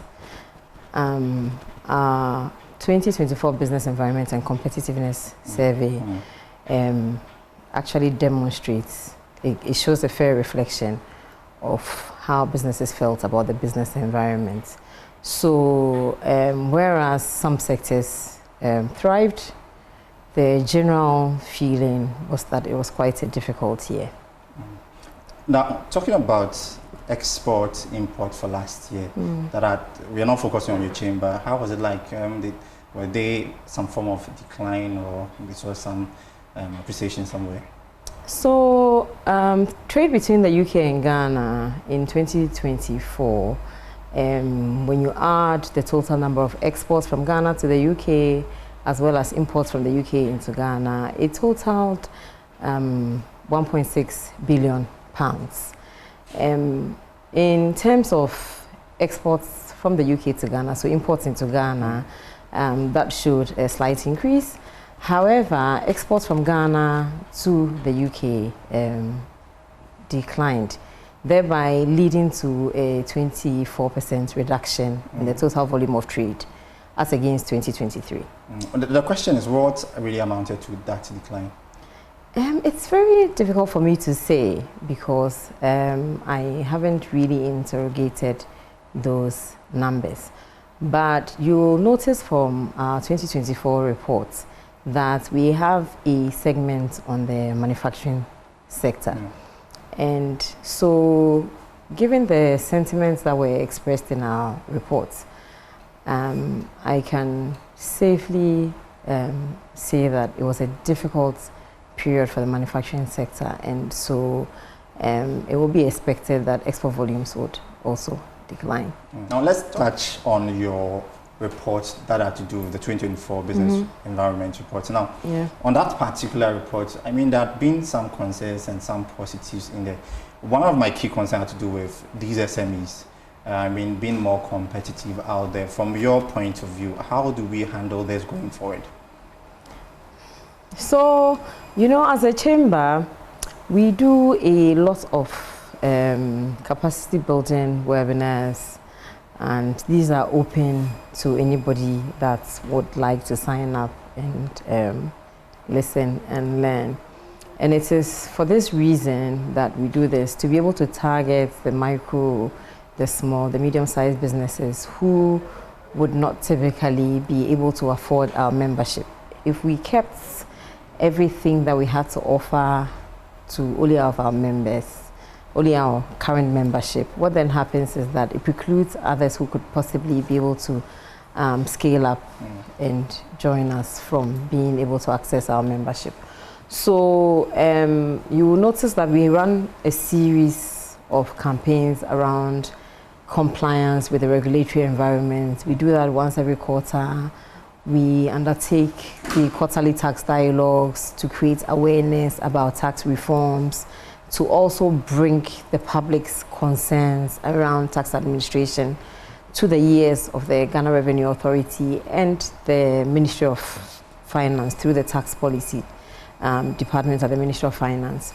And in our own small way is to help build the capacity of these micro and small medium-sized businesses that you refer to, because we understand that if they're able to formalize their businesses, strengthen their corporate governance, you know, and essentially do all the things that are mandated by law for them to do, what then happens is that they become eligible for access to formal finance, and they're able to grow their businesses, employ more people, and then also contribute to tax revenue for government. Talking about tax brings me to my next question.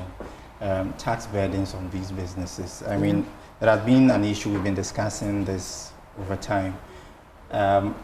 We currently find ourselves in a new government. I mean, government is promising to, you know, sort of scrap some taxes. We talk of e-levy, COVID tax and all of that. Yes. Now, how do we sort of support these small businesses to, you know, take advantage or full advantage of the AFCFTA going forward? We do. I mean, just last week, for example, we hosted a workshop in Accra for either Ghanaian exporters or potential Ghanaian exporters to the UK. And the TPA is the UK-Ghana Trade Partnership Agreement, which offers quota-free, tariff-free access to the UK markets. There isn't much awareness about that, you know, and a lot of people that do business with the UK and export from Ghana on a small scale will tell you about the challenges they face with meeting the standards, you know. And so when we do these sorts of workshops, we would typically invite the Ghana Standards Authority, for example, and make sure that they're creating awareness about even the standards that are mandatory in Ghana. Because if we can meet the Ghana standards, then we can certainly meet the UK standards, because it's not much different. The challenge that small businesses face typically is a lack of awareness of what these requirements are. And so if you go through the rigors of registering with the Ghana Standards Authority, or if it's food or a drug, and you're able to go through the rigors of receiving certification from the Food and Drugs Authority here, then you're ready to meet the international market. And so as part of our efforts to help support these businesses, this is why we offer the webinars that we do on a regular basis. Still on taxes, how do we get our head around this whole taxation thing to, support these businesses once again? Government is doing its part, but from your point of view, from your interaction with the businesses, how do we get our head around it? We just want to look at the broader perspective of the broader space here. So the biggest frustration that our member companies typically face with tax is around tax administration. Everybody wants an efficient tax system, because it's not like we don't want to be compliant or they don't want to be compliant. You want a system where it's easy for you to undertake the admin, pay your taxes, and move on with your life. And where your documentation is in order as well. It's very easy when tax audits are undertaken, you're able to provide the right answers. And so everybody's very diligent about even their record keeping. I'm talking about my member companies here. Where they get frustrated is sometimes the audits where penalties are applied, and they would challenge it, and sometimes it's very cumbersome, the back and forth. Sometimes you don't get a response. We've been engaging with the tax authorities. There's been a lot of public awareness that we've helped to create on our platform. And so even as we've come to understand what the procedure is, and that it's more often than not is a default on the part of the companies in terms of following due process. That is compliance? Yes. Okay. So the more awareness we create about the rules and the requirements, it becomes much easier for companies to comply. And one of the things that we've been asking about year in, year out is the Independent Tax Appeals Board, because obviously if your right of appeal lies with the Commissioner General of the Ghana Revenue Authority, then it becomes difficult because you're already sort of in quotes in a battle with them. And so if they're the same people that are going to review your appeal, it becomes very, very difficult. So we would like to see that operationalized. I think as of last year, as we were engaging, the board had been set up, they were going through setting it up, the operations of it, So we'd like to see it actually start operating where people can send their appeals. The government of Ghana has already put together a medium-term reform agenda, which has been accepted by the IMF as part of the IMF program, which we signed up on. And it's more about the urgency in the implementation of these administrative reforms, the policy reforms, and the legal reforms, that if it could be done more urgently, where we see a lot more efficiency in the application of the tax laws, it would make it easier for everyone. One of the things that we've been excited to see since 2020, when we went through the global pandemic, is it fast-tracked the digitalization process, where, even for us as a chamber, we're a very small business. We are able to file our tax returns online, and life is so much easier. We don't have to get up and go to our tax office like we used to do before, And so with the other reforms, we would like to see a certain sense of urgency applied. But were your members harassed for taxes last year? I wouldn't. Harassed is a very strong word, and we have such a good relationship with both the Ghana Revenue Authority and the tax policy team at the Ministry of Finance that I would not be in a hurry to call it harassment. Yes, there were complaints with regards to tax audits and also the implementation of the taxation of worldwide income program, where individuals who work for some of our member companies complained about being attacked, in quotes.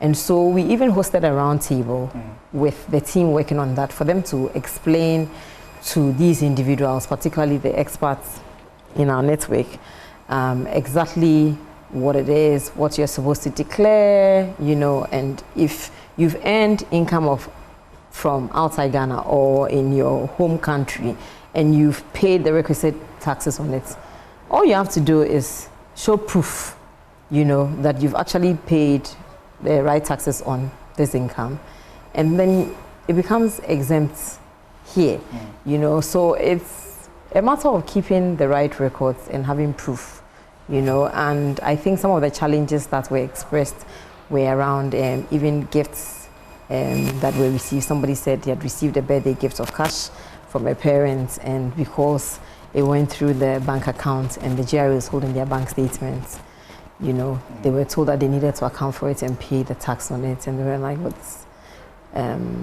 is it eligible for tax in my home country?" You know, so I get a sense, even on our side, that if we did a little bit more education and all of us were enlightened about how to approach these things, it would make it easier for us at the end of the year when we are filing our tax returns to file the right tax returns and pay any tax that we omitted to pay at the time.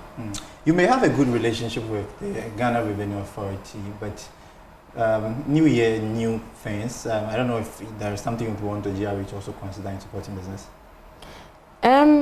So, you know, I've talked about two things: urgency in terms of the reforms, and the second thing, creating a lot more public awareness, because a lot of the frustration that businesses feel, you know, more often than not, when we bring them to the table with the tax authorities, what we discover is that there's a lack of awareness. So a lot more public education needs to be done, you know, because our member businesses tell us often that it's not that they don't want to pay the taxes, you know, but they don't want a situation where instead of them focusing on their core business, all they're doing is spending time dealing with tax issues. It can be time consuming. And what it is, like I said, we would typically find out that it was miscommunication. So it was a simple thing that could have been resolved if perhaps these businesses were educated a little bit more thoroughly about some of these reforms and the processes, the due process that they need to follow, you know, and they will just duly comply and life will be so much easier for everybody. So my appeal would also be to the tax officials that to be a little bit more receptive to also engaging, you know, because if we take an adversarial approach, what then happens is that we are butting heads and nobody wins.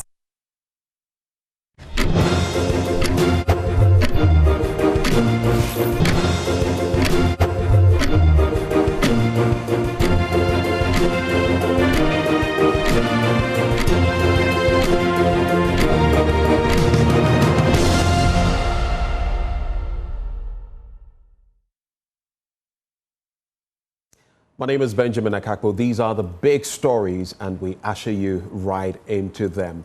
Now, opioids have their use in medicine, but when they are abused, what then happens? We're talking about breaking the power of opioids abuse and how Ghana is racing against time to save its youthful population from addiction to these dangerous substances. We discuss the issues as we focus on this dangerous substance and how it finds its route illegally into the country for the wealth of a few, but to the detriment of many. Well, we have a BBC documentary that highlights the issue, after which I'll be introducing my guests in the studio. But for now, what are the details? Let's find out. Illegal, addictive opioids are flooding the streets of West Africa, destroying thousands of lives and fueling a public health crisis. It's happening in Côte d'Ivoire, in Ghana, in Nigeria. But where are these pills coming from? 5 million tablets. How are they getting into West Africa? I think this is wickedness. And who are the people making a killing from them? This is very harmful for the body. But nowadays this is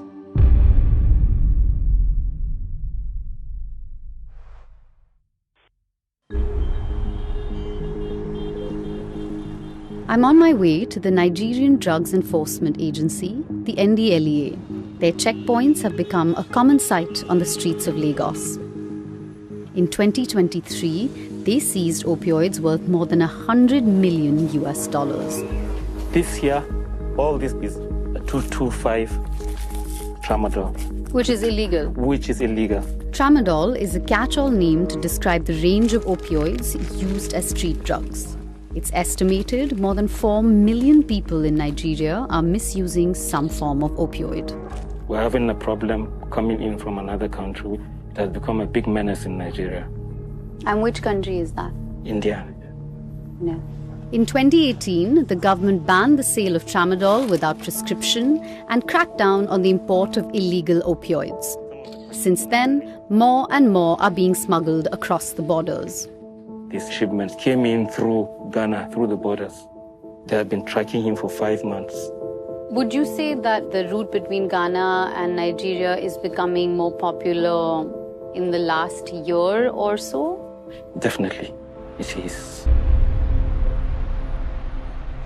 Tamale in northern Ghana has been hit hard by a recent rise in opioid use. Journalist Yaya Masahudu grew up here. These drugs are destroying families, destroying young men and women with potential who otherwise would have been able to help in developing this country. It's got so bad, locals have set up their own task force to track down the opioid dealers. I'm K. And this is Chairman Jamal, Operation Leader. A tip-off has led them to one of the poorest neighborhoods in Tamale. They'll be raiding the place to see if they can get some of the drugs.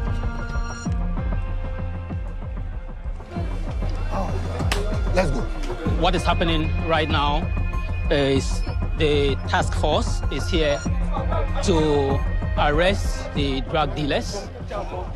It's an addict who has taken the drugs.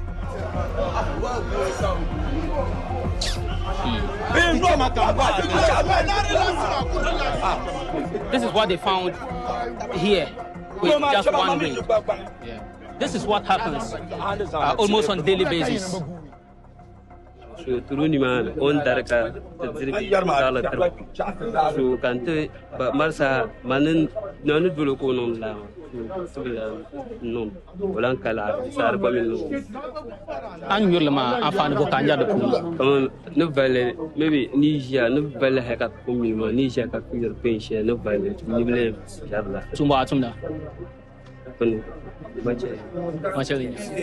These opioids are highly addictive.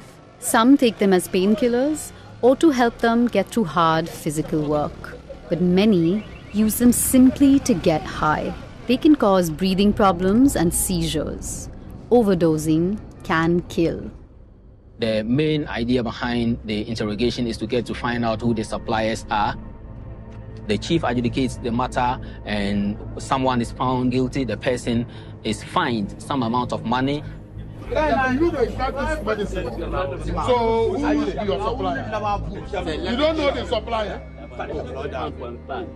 You see how you disgrace yourself to this low? Look at kids are watching you. The man in yellow is just a small-time dealer. But who is at the top of this chain? These packets are all we have to go on. But they do offer some clues. Hi, it's Ravi. Hi, Yaya. Good to see you. Did you get the photos I sent you from the raid the task force did the other day? Yeah, I have them pulled up on my computer now. The product is called Tafrodol. The Ghanaian FDA have confirmed to me the product is illegal in Ghana.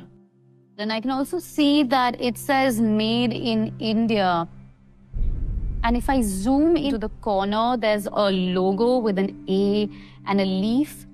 It's important to look into that and to find out who is responsible for bringing the product into West Africa. The task force is trying to catch the traders and smugglers, but it's the source that needs to be stopped. So let me start there and I'll get back to you when I have more information. We know the drugs are made in India. Now we need to find out who is making them.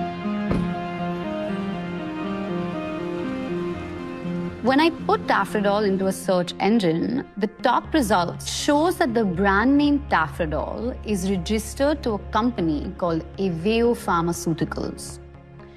When I look for Aveo Pharmaceuticals, their official website shows up, which actually details their products and manufacturing practices. It looks like a legitimate company, but it's the logo that really catches my attention.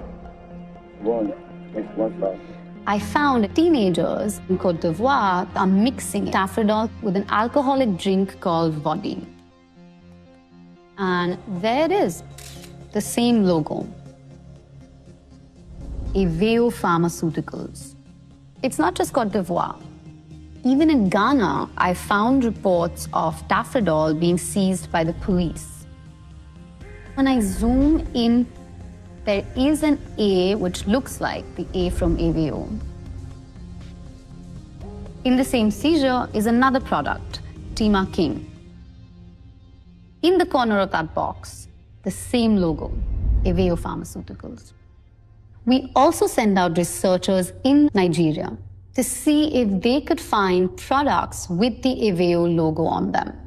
And sure enough, they came back to us with Tafrodol XX. We know the name of the company. Now we need to find the people at the top. An undercover operative agreed to go to Aveo's factory, posing as a businessman looking to supply opioids to Nigeria. We're here to see Mr. Sharma. Thank you. Yes, sir. So nice to see you. This is one of the directors of Aveo and the boss of this factory, Vinod Sharma. He takes them on a tour of the factory. You came across like a shrewd businessman. He actually showed us that the factory is certified by the World Health Organization. That cemented the impression of the world-class standard. This is all Yes. Wow. You guys are doing really massive operation. There are 5 million tablets. Back at Sharma's office, it's time to talk business. This is sample, patent, capsule, tablet, everything is. The packet of Tafrodol is instantly recognizable. It's the same brand found on the streets in Ghana and Côte d'Ivoire. Children love this because it's stronger than China. This is Super Royal. It looks just like the drugs found in Lagos. This is Tima King, the same product seized by the Ghanaian police in 2024. Vinod Sharma displays many more products that look remarkably similar to those found by authorities across West Africa. This is very powerful. Tablet is very powerful compared to the capsule. But rate is very different. Double rate. Double power. Told me about how they came up with the opioids that they make as a reaction to government crackdown on tramadol, which they used to also make. They also had a clear understanding of the global shipping business, the logistics of the operation. By air is not possible nowadays because government is looking very strictly. And you can supply by the sea, but on another port, not Lagos, another Ghana and other. Otherwise, police can arrest, capture the container. Clearly, he knew that what he was producing was illegal, but the fact that he was willing to talk about producing the opioids for me, and branding the opioids for me, and shipping the opioids, to West Africa for me. All of that spoke to a businessman who was willing to take a lot of risk. I can clear from our custom, means India. You can clear from your side. Every client working like this. Sharma doesn't flinch when the team tells him who they're planning to sell the opioids to. Do you have local market in the Nigeria? We can supply these. materials. So we do.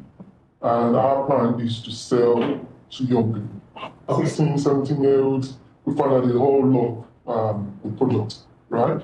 And like you said earlier on, the product, Tafrodol, has really replaced Tramadol in the market. This item is Tafrodol is a painkiller. But suppose you can use the 2 or 3 tablets in the one time, you can like this relax. This is what the kids like. That's what they like. Gives them that high. High. High means high.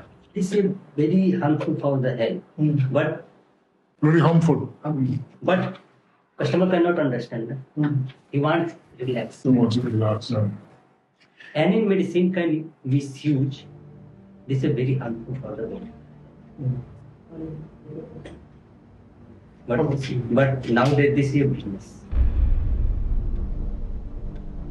Nigerian journalists have been reporting on this opioid crisis for more than 20 years. Finally, I was face to face, not with some local dealer or transnational smuggler, but actually one of the men at the root of Africa's opioid crisis. Capturing market, slowly. Okay. One of the men who actually makes this opioid and ships it into our countries by the container load. It's depressing watching someone who produces these opioids speaking about it and describing it simply as business. In India, any drug made only for export must comply with the requirements of the importing country. Ghana's drug authorities told us this product doesn't meet their import requirements. By shipping Tafrodol to Ghana, Aveo is breaking Indian law.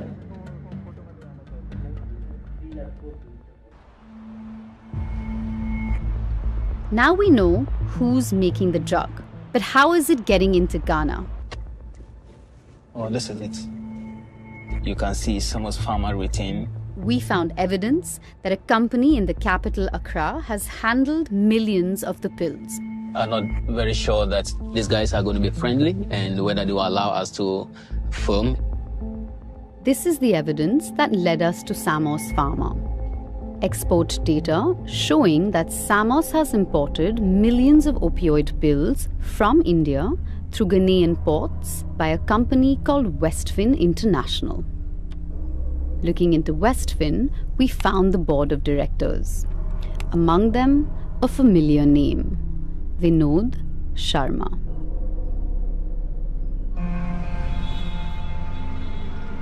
In Tamale, it's left for groups like the Citizens Task Force to tackle the opioid crisis. More of Vinod Sharma's Tafrodol. That evening, they gather in a local park to burn the drugs. This task force in one small corner of West Africa is doing all they can. But as these drugs burn, production lines in India are churning out millions more. And the people who make them are getting rich on the profits of other people's misery.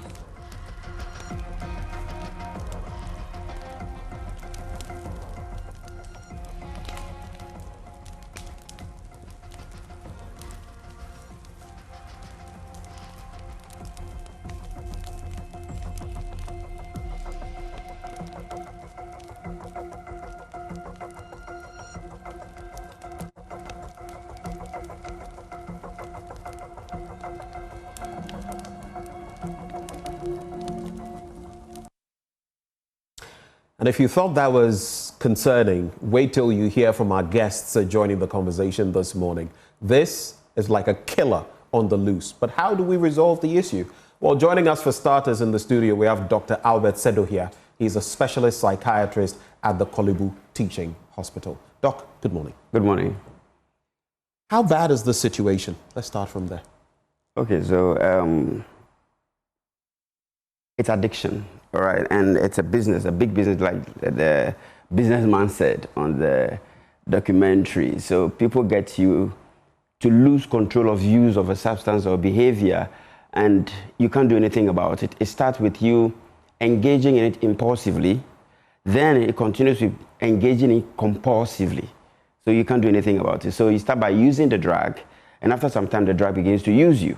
or the behavior you engage in it, and then the behavior begins to control you. So in this particular case of the tafrodol, it starts from the back of tramadol. And because tramadol is now become known as a controlled drug, the businessmen, we can say the evil businessmen, have decided to tweak it into a different brand, tafrodol, which one is even more deadly because it is combined with a muscle relaxant, that's a cariprazole. And so the tafrodol has tapentadol, which is an opioid, a synthetic opioid, which means it is purely lab made, it's not natural. It's a chemical made in the lab, intentionally. Which likely makes it more dangerous. Yes, it's made in the lab, intentionally to act in certain ways. Pain relief, it can induce sleep and also cause euphoria. That's how it works. And then combined with a muscle relaxant. The muscle relaxant also helps with pain relief.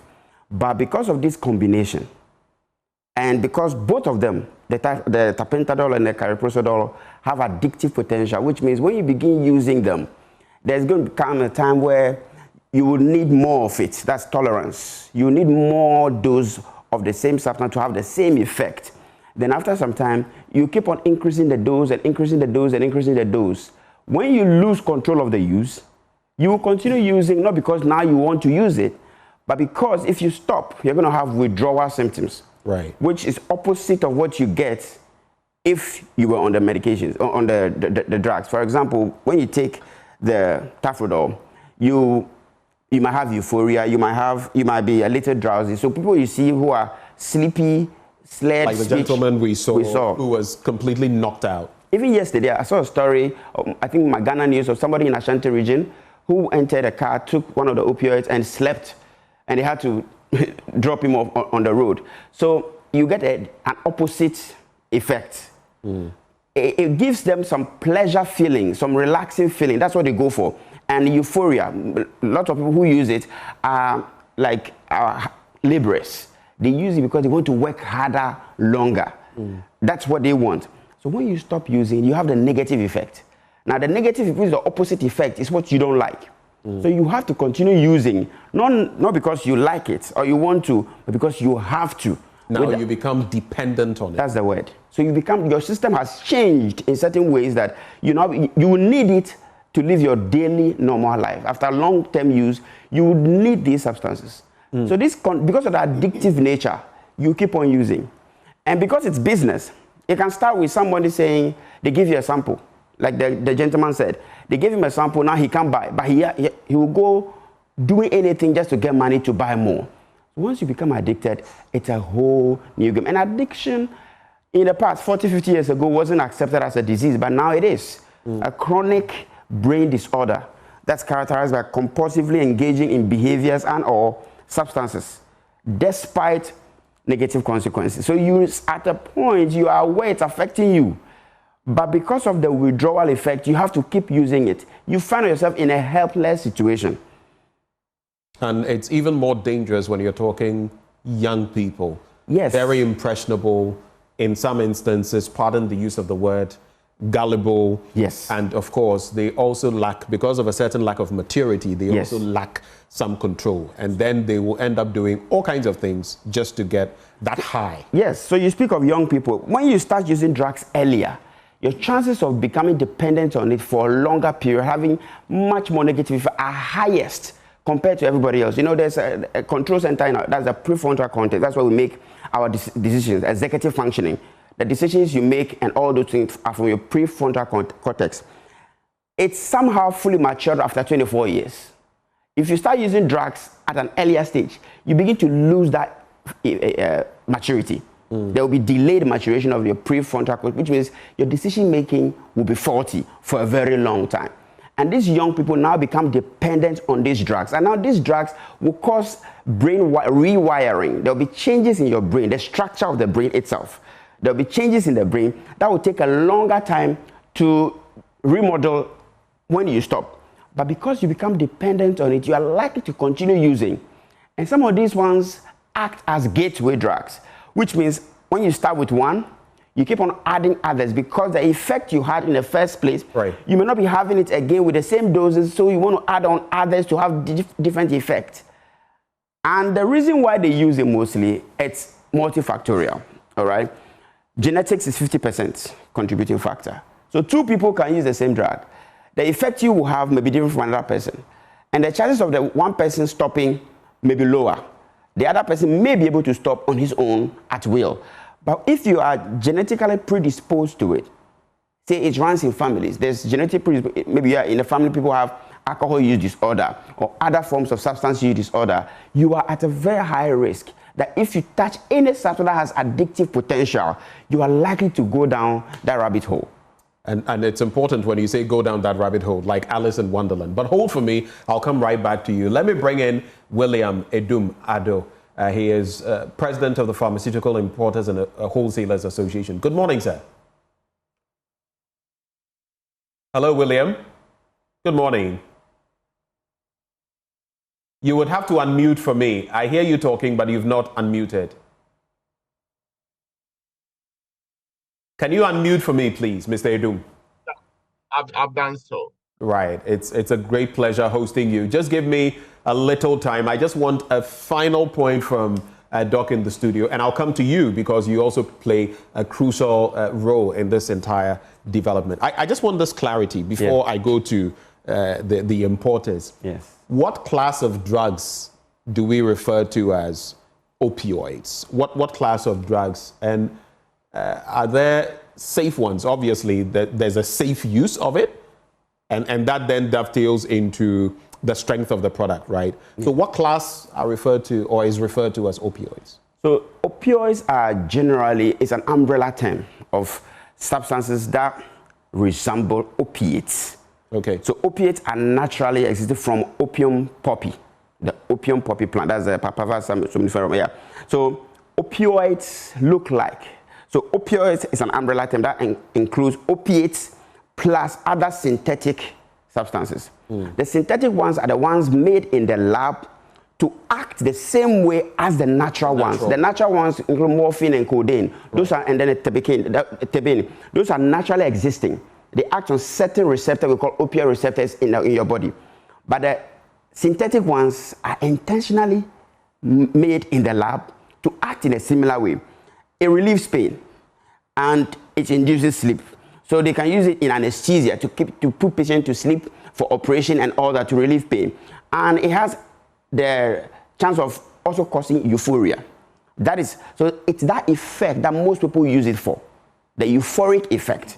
So most of the patients are, so that's opioid. It's an umbrella term that encompasses. In other words, then it becomes recreational rather than medicinal. So there are safe ones where we prescribe, where we say, okay, take this particular opioid for this duration of time, this strength per dose, you are restricted, you're prescribed. But then if you have that genetic predisposition where you tend to want to use it more, what happens is now you don't only use it for the medical purpose, you now use it for recreational purpose, for other things. So maybe it was for pain relief, but now you are using it for the euphoric effect.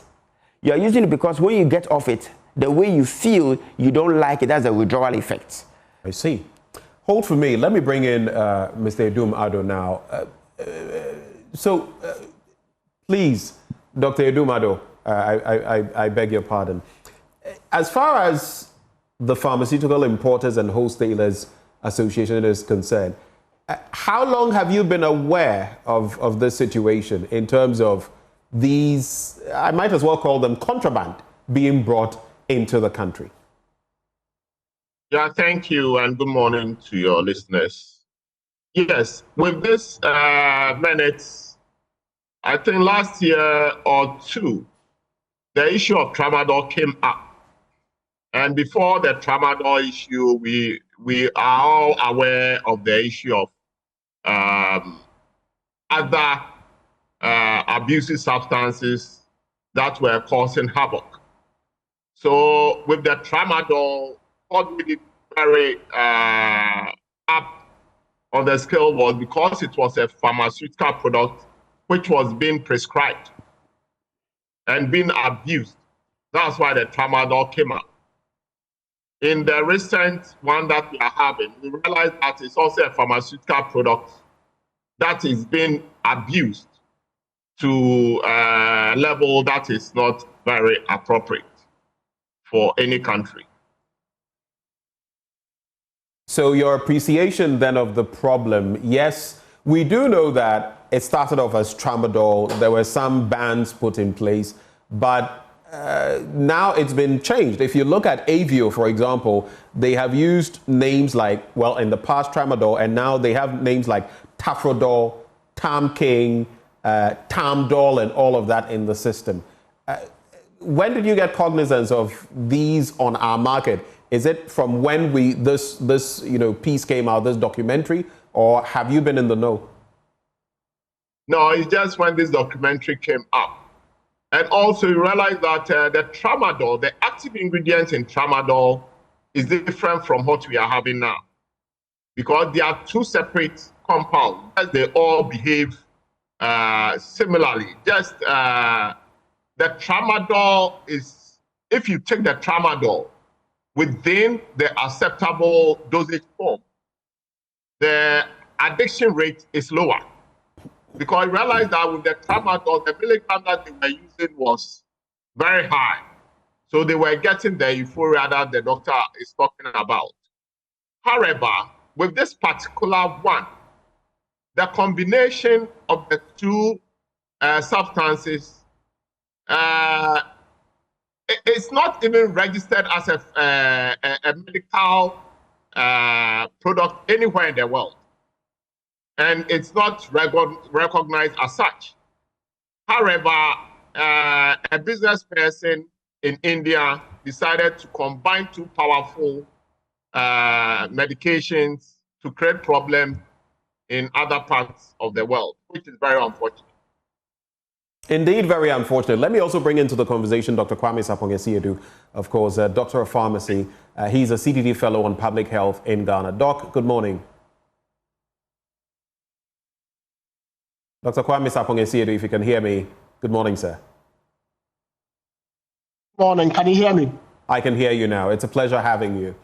My first question, we have a medical doctor, Dr. Sedo here in the studio, who has given us education on what these products are and the harmful effects. We just heard from Dr. Edum Ado as well about the combination and everything. But my first question to you, since this is your sphere of operation, why is it so easy for such drugs to find their way into our country? It's not just Ghana, it's Nigeria and Cote d'Ivoire. But the question is why? What do you know? Well, okay, thanks. And good morning to Dr. Edum. I know him personally, and good morning to the other panelists and listeners. Well, it's as simple as this. If you follow the trail of movement of drugs in international commerce, drugs are categorized into schedules.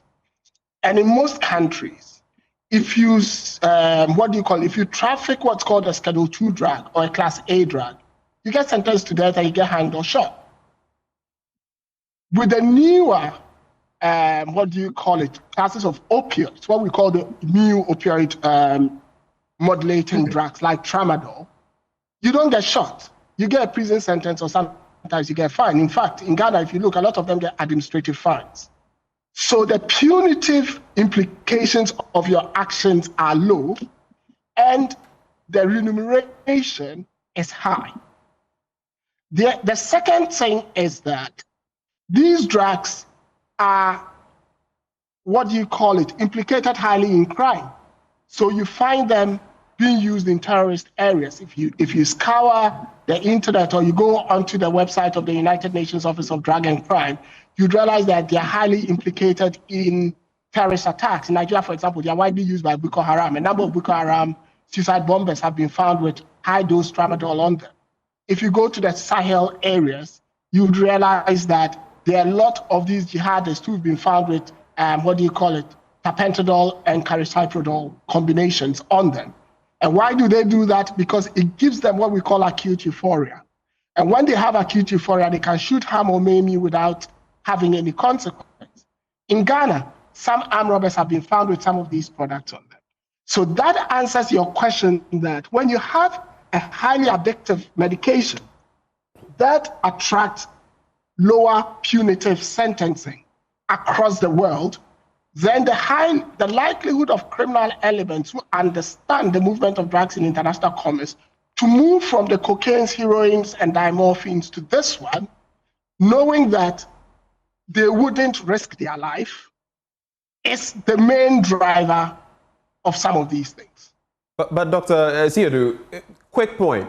If we know, you mentioned class 2 drugs and the punitive measures in other jurisdictions per the World Health Organization and what other countries have. Why then have we lowered the bar to just maybe prison terms and fines and all of that? In fact, it's instructive. If you listen to Vinod Kumar Sharma, who is behind this, Avio Pharmaceuticals and all of that, at a point, he says, when he's being interrogated or being spoken to, he says, oh yes, these drugs are very harmful to health. He is very well aware, very harmful to health, but then he adds, but the customer doesn't know this. This is someone who is fully aware of the consequences, is still producing it without regard for life. Why then, at least within our jurisdiction, do we still have less punitive measures? Why? Well, it's all down to the classification of medication globally. So, like I said, there are different receptors for which addiction occurs. And for most of these medications, they are to start with either very strong muscle relaxants or very strong analgesics. Opioids are very strong analgesics. So used in the right dose. In fact, there's a lot of research that indicates that if you took opioid for pain, even though tolerance builds up, the likelihood of resistance is not that high. But when you take it for recreation, because those receptors are not having any interference from your body, which says you are feeling pain, the likelihood of addiction is extremely high. So the classification of medication worldwide has been dependent on their medicinal use, not on their recreational use. So if you go into pharmacies or into hospitals, for example, until recently, you would realize that tramadol could be sold over the shelf, whereas morphine, diamorphine, and oxycodone and the likes would be locked up. That is the classification we have to work with globally, and that comes from the body of research. Now let's come to a drug like tapentadol. Tapentadol in recent times has had its, classification downgraded significantly. In fact, in the UK, it's now a class 2 because it is very, very addictive. The problem becomes for some of these drugs, if you look at it and you look at our jurisdiction like Ghana, tapentadol is not in open use. And therefore, it doesn't come to the attention of the Narcotics Control Commission, the Food and Drugs Authority, and the Pharmacy Council regularly from a professional use compared with the other opioid analgesics. So until recently that it started showing up, it wasn't a drug that even a lot of pharmacists or pharmaceutical scientists had dealt with in active practice. If you speak to a lot of pharmacists, they wouldn't even be able to tell you the mechanism of action by which tapentadol, for example, leads to pain relief, because it's just not used. It's not that they are not intelligent, it's just not used. And therefore, now that it has become an issue, I am quite sure between the FDA, Parliament, Narcotics Control Commission, the classification will change. Because I am quite surprised that a drug like tapentadol can be obtained on the open market, though illegally. And that is the problem with regulation. You are always chasing the bad guys. They have to show up for you to react. Some regulators are proactive. They don't wait for them to show up in their country. The minute they see them showing up close to their borders, they react. And perhaps that may be where our regulators have been slightly slow. And that might answer your question. Right. Let me go to Dr. Edumado and I'll come back into the studio. If you watch the documentary, and it just showed again, Nigerian authorities, the journalists have been reporting on this abuse, the crisis of opioids for about 20 years. And now it has come to a head. And in Ghana, we've also had our crisis for a number of years, maybe up to about a decade long. And now it is crystallizing. For you, the pharmaceutical importers, how much regulation goes into importing pharmaceutical products to ensure that from your end, none of your members are bringing in these illicit drugs? Yes, thank you. As Pharmaceutical Importers and Wholesalers Association, we try as much as possible to self-regulate ourselves before even the normal regulatory agency come in. And normally, if you want to import any medication into the country, you have to register the product with Food and Drugs Authority. And at times, they go to the factory to do their inspection, clearance, before the products are registered, after going through all the regulatory and documentation processes. So to do such thing, which normally is done underground, it becomes very difficult for anybody to detect, unless, as Dr. Bami Sapon said, the intelligence is very strong. And we have to be very proactive, as he said, because once it's happening in other countries, you have to know that it can also happen in your country. And what I keep asking myself is, over the years, how have we been proactive when it comes to illicit drugs, importation and trading, or abuse in the system? You go to most of these so-called villages and you'll be surprised that people are abusing cocaine, heroin, all kinds of things. And for me, it's very disastrous, because to treat somebody who is addicted is very expensive. And even the possibility of you being successful is very limited. So we have to be very proactive. We have to do a lot of education to prevent people even from getting into such a situation to begin with. Because to rehabilitate those people who are addicted is very expensive. And also, it takes a lot of effort, and it's a cost to the national health insurance, and it breaches the security of even the country. Because as Dr. Bami Sapon said, most of these terrorists and all kinds of, that's what they use. These armed robbers, that's what they use. So it poses a national security risk. And personally, I think we have to do more than we are doing currently. Because a stitch in time saves nine. And unfortunately, it's moved from one product to the other. And we have to look at our punitive actions. Because if the person benefits from an illegality, then it becomes a problem. At the detriment of other citizens, then it's not right at all. You say we have to do certain things, take certain actions. Who are we? And you as an association, what measures do you have in place to stem the tide of same, or actually prevent it from happening? Briefly on that. Yes. To prevent, as an association, we are a regulated association. And we comply with the regulations in this country. However, we have the Security, the National Intelligence Bureau, the CID, we have our borders, we have the customs, we have the immigration. We have to coordinate our activities. We have to be more proactive, because at the end of the day, somebody who is dealing in their criminal activity will never come out in the open. It's like an underground world where all kinds of things happen. So our security agencies will have to be in the forefront to ensure that the intelligence is right. Because for me, but for this BBC news, well, I wouldn't have known that there's even Tafradol in this country. Meanwhile, it's out there being sold.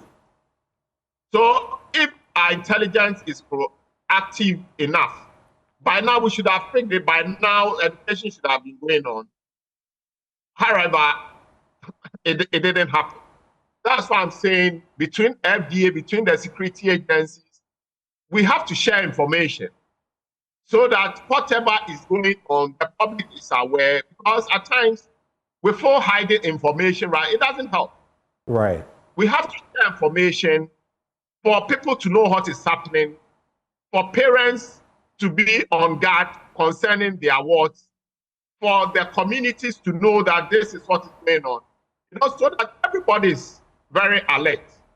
Because once the person starts using the product, the whole community is in trouble because it becomes a danger to the whole society. So, as an association, Pharmaceutical Importers and Wholesalers Association, we will continue to do our bit. And we'll play with the security agencies to also up their game so that at the end of the day, we'll live in a more peaceful environment. Hold for me, Doc. Let me come into the studio and maybe expatiating on part of the problem, the different aspects of our society and how we look at this. I see a comment coming through.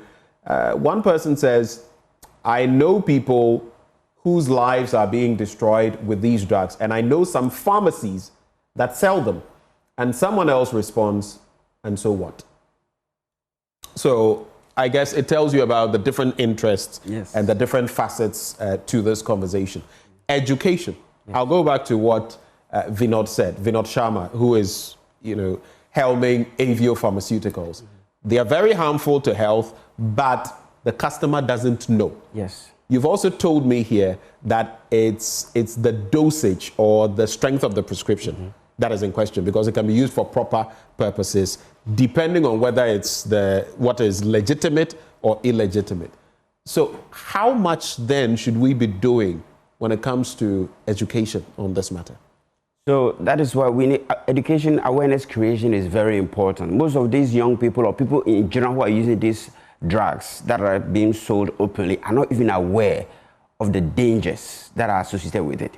They are not aware of its high addictive potential, which means, like I said earlier, you start using it, and after some time, the drug continues to use you, which means you use, even though you don't want to use, you have to use so that you can go about your daily life, your daily activities.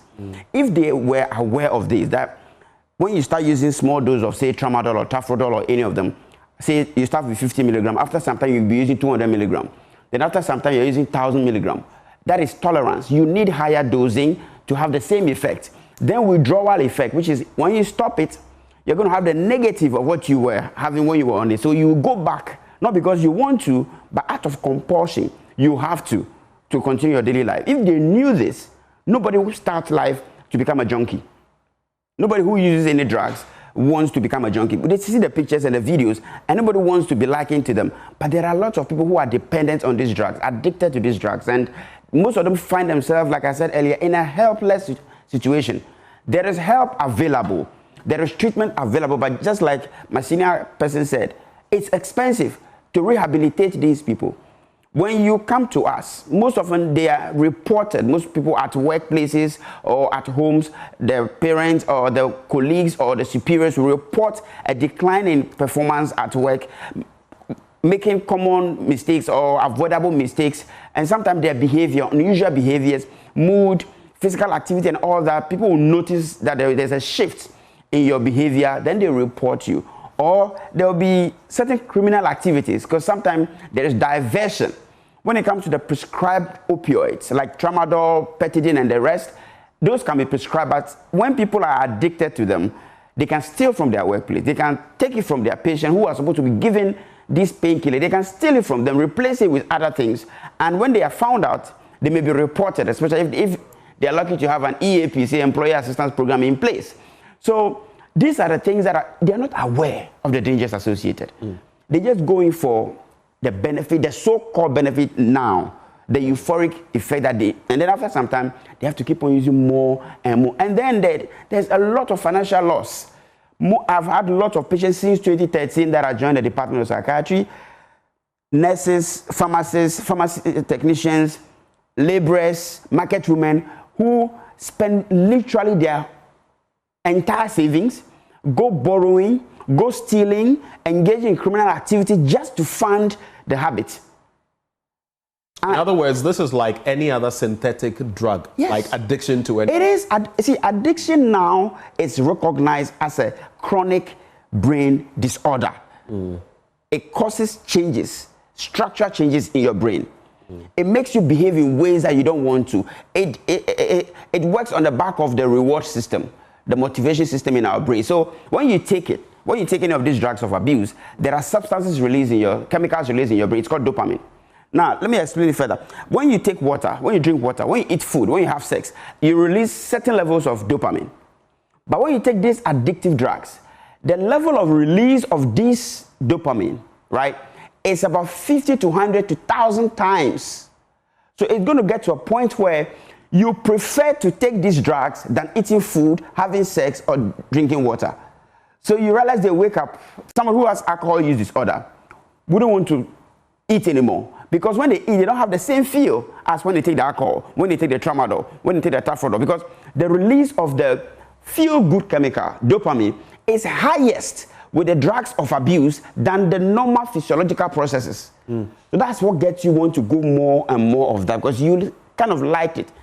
Hold for me. It means your threshold becomes so high when you take the. Exactly. You would prefer them yes, even eating. Yes, normal life, you prefer this one than, yes. Let me bring in Mr. Seth Soneke. He is a Deputy Chief Executive, Health Products and Technologies with the Food and Drugs Authority.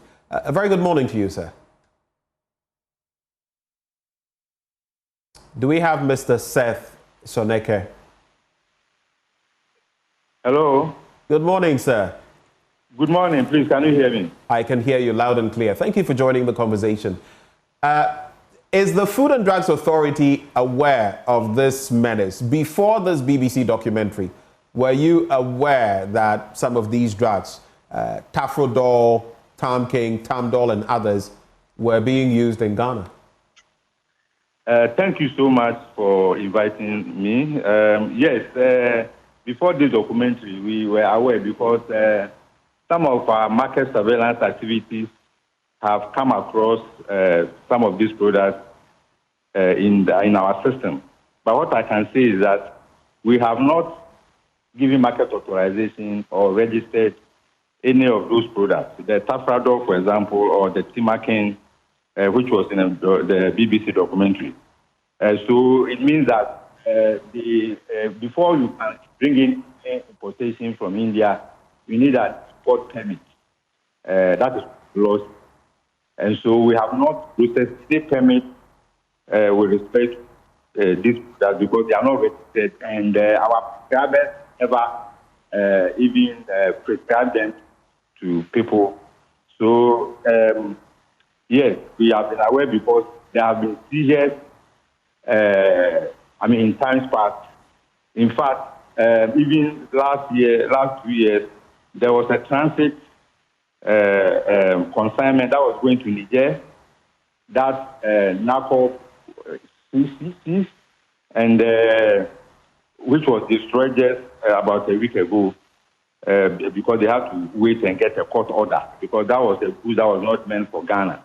So I would say that yes, we have been aware and we've been working very hard in our market surveillance activities to ensure that we get rid of them wherever we find them.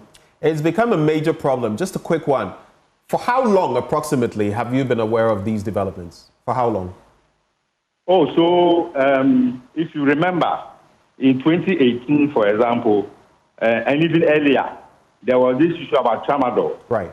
And the media helped us in our nationwide education programs when we realized that the youth were abusing it. Not only tramadol, and also codeine-containing cough syrups, especially the one that was benylin, which was a codeine-containing cough syrup. Yes. That led us to advise ourselves to promulgate anti-second instrument 168 and 167.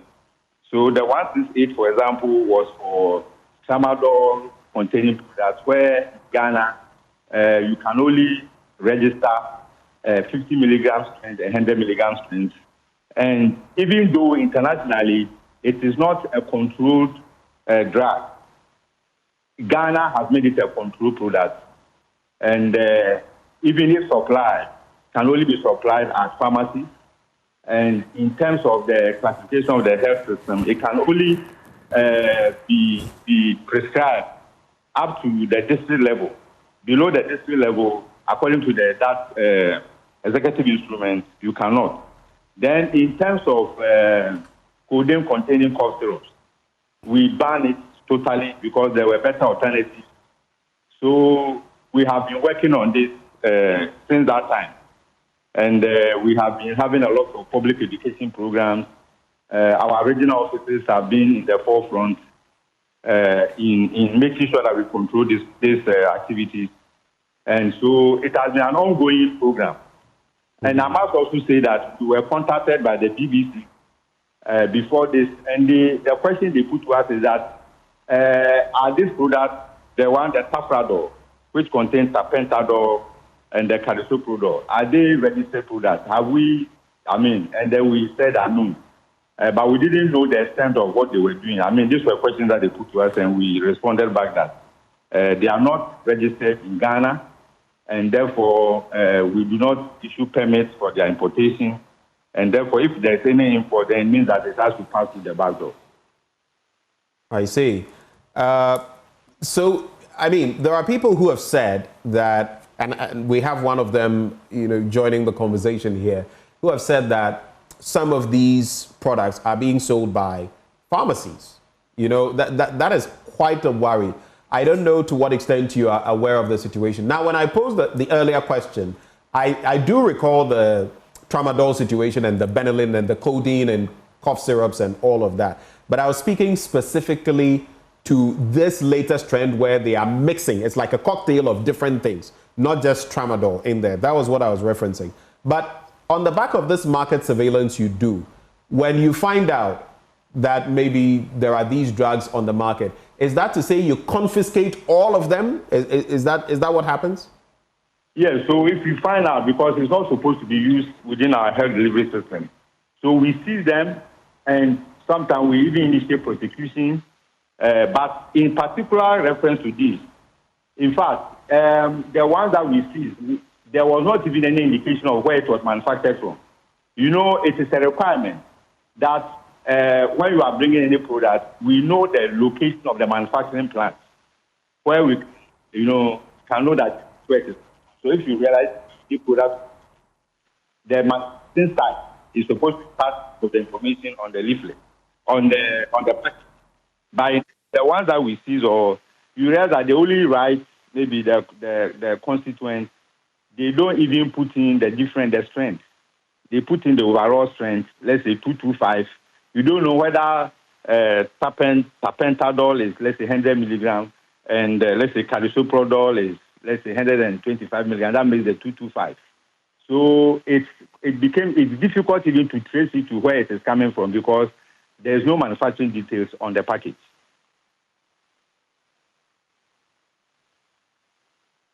Hello? Yes, I can hear you, sir. Yes. So, yes. That's some of the difficulties we face in controlling it. Just hold for me briefly. I know you have to attend to my other matters, but hold for me briefly. Coming back into the studio before I go to our other guests. So, what are the consequences of some of these? We know of breathing problems, seizures, and in extreme cases, death. How long does it take for these to manifest? It varies from person to person. So all these opioids have addictive potential, abusive potential, and once you have tolerance, you just have to keep on using more and more of it. And because you've lost control of use, you tend to keep using and using. Before you know, your respiratory center get depressed and you can just die. That is what people need to know. And if people are aware of these, they will not take the next tablet that somebody sells to them. If they know that they can spend all their money, all their savings and everything, go stealing money, borrowing money, just to fund this behavior, they will not start. If they are aware, they won't start. If they are aware this can kill them, they won't start. So these are things that people need to be... So the point of trying to nip this in the bud is to prevent people from even starting at all. Yes. And those and also making them aware of the consequences. Yes. It's like cigarette packs. You see there, it is dangerous to your health. Yes. I mean, it should be very clear. If you are starting, you know that these are the consequences. Yes. And the prescription, at the point of prescription as well, when you start using and you're realizing in yourself that you are beginning to use much more than the doctor prescribed for you. That is one. Or you are doing doctor shopping, hospital shopping, just asking for the same drug. When there are patients who come to you and say, this my pain can only be relieved by tramadol. This my pain can only be relieved by Petidin. That is suspicious. At that point, we doctors have to educate the public, the persons involved, the patient, that no, once you're beginning to become dependent on these, the risk involved is death, financial losses, addiction, which is expensive to rehabilitate. People need to be aware of this. Dr. Kwame Sarpong-Asiedu, looking at the different dynamics, we're hearing from the FDA, we've heard from the Importers Association, we've heard from the medical doctors. Where are the loopholes, really, from where you sit, that we need to plug? I'm not talking about in the medium to long term, I'm talking about in the immediate term. Thank you. You see, this is a multifaceted problem. And so if we go by the documentary, because that is what has given us the fodder on which we are having this conversation, there are a number of things you see in the documentary that Avio clearly show consignment notes that the products left ports in India. And if they left a port in India by air or ship, they would have to only come to a port in Ghana. We also hear in that documentary that the guys in Avio are saying it's difficult for them to get through ports in Nigeria, but they can get through ports in Ghana, which is further confirmation that they are getting through ports in Ghana. So it's not that down to porous borders. So if we say we are only going to look at porous borders, we might be deceiving ourselves. And I say that because if you look at data from the United Nations Office of Drug and Crime in Senegal, some of us who work in these areas, we know the routes into Sahel and from Sahel into Ghana. We all know the routes. I wouldn't put them out. The FDA knows. I'm quite sure Dr. Dumado as well know. For those of us who work on movement of drugs in international commerce, we know these illicit routes. So we know what comes through the borders. The other thing that we need to look at, if you are talking of plugging holes, is that we also know, and there's a lot of anecdotal evidence, that on our Galamsey sites, combinations of tapentadol and reciprocol are awash. They are being used widely on our Galamsey sites, which further complicates the Galamsey fight. So if you ask me what needs to be plugged, we need to plug our ports of entry as a matter of urgency. And that must be multidisciplinary, because I always say the port is controlled by customs. But the other agencies like the FDA, NACOC, and National Security and other things are there as collaborative institutional partners. And it seems to me, if these drugs are getting through, that the collaboration is poor. And that has to be fixed. And that in itself is a security issue that has to be fixed. Because my gut feeling, based on the little background I've done, suggests that perhaps these containers are getting into the ports. The FDA and NACOC are not becoming aware because they've been labeled as something else. Customs is getting it cleared and it's getting onto the market. If that is what is happening, and that is fueling our Galamsey fight, then the next thing that has to be plugged is that our rehabilitation centers would have to be augmented. Because if we continue with this Galamsey fight and we're able to reclaim the forest, assuming we put an effort in it, we would then have these addicts falling off onto the streets because they cannot get the money from Galamsey to fuel their habits. And the state would have to deal with them. So that is another gap that we have to proactively plug. We shouldn't allow the problem to happen before we seek solutions. Because the psychiatrist in the studio will be the first to tell you that we do not have enough rehabilitation spaces. We don't even have enough rehabilitation specialists. The final thing we would have to plug is for organizations like the Pharmacy Council and the FDA to stop giving people who are found with some of these medications administrative fines. That's a slap on the wrist. Nobody puts tapentadol and carisoprodol together with the hope of doing any other thing than maiming humankind. And anyone who has that criminal intention should not get an administrative fine. No one brings tramadol 225 into Ghana to come and cure pain. Such a person, if it's found in a pharmacy, like you've said, I have no evidence yet, but I am saying that if people have evidence that is found in a pharmacy and it comes to the attention of the FDA, that pharmacy has to be shut. If it's an over-the-counter seller, it has to be shut. The concept of giving administrative fines for criminal minds who are willing to kill. Because let me tell you, a lot of the people who are harming journalists on Galamsey sites are high on these things, and that is why they are able to do the atrocious things they're able to do. We shouldn't treat such people with kids' gloves. Yes, you can ask Erastus.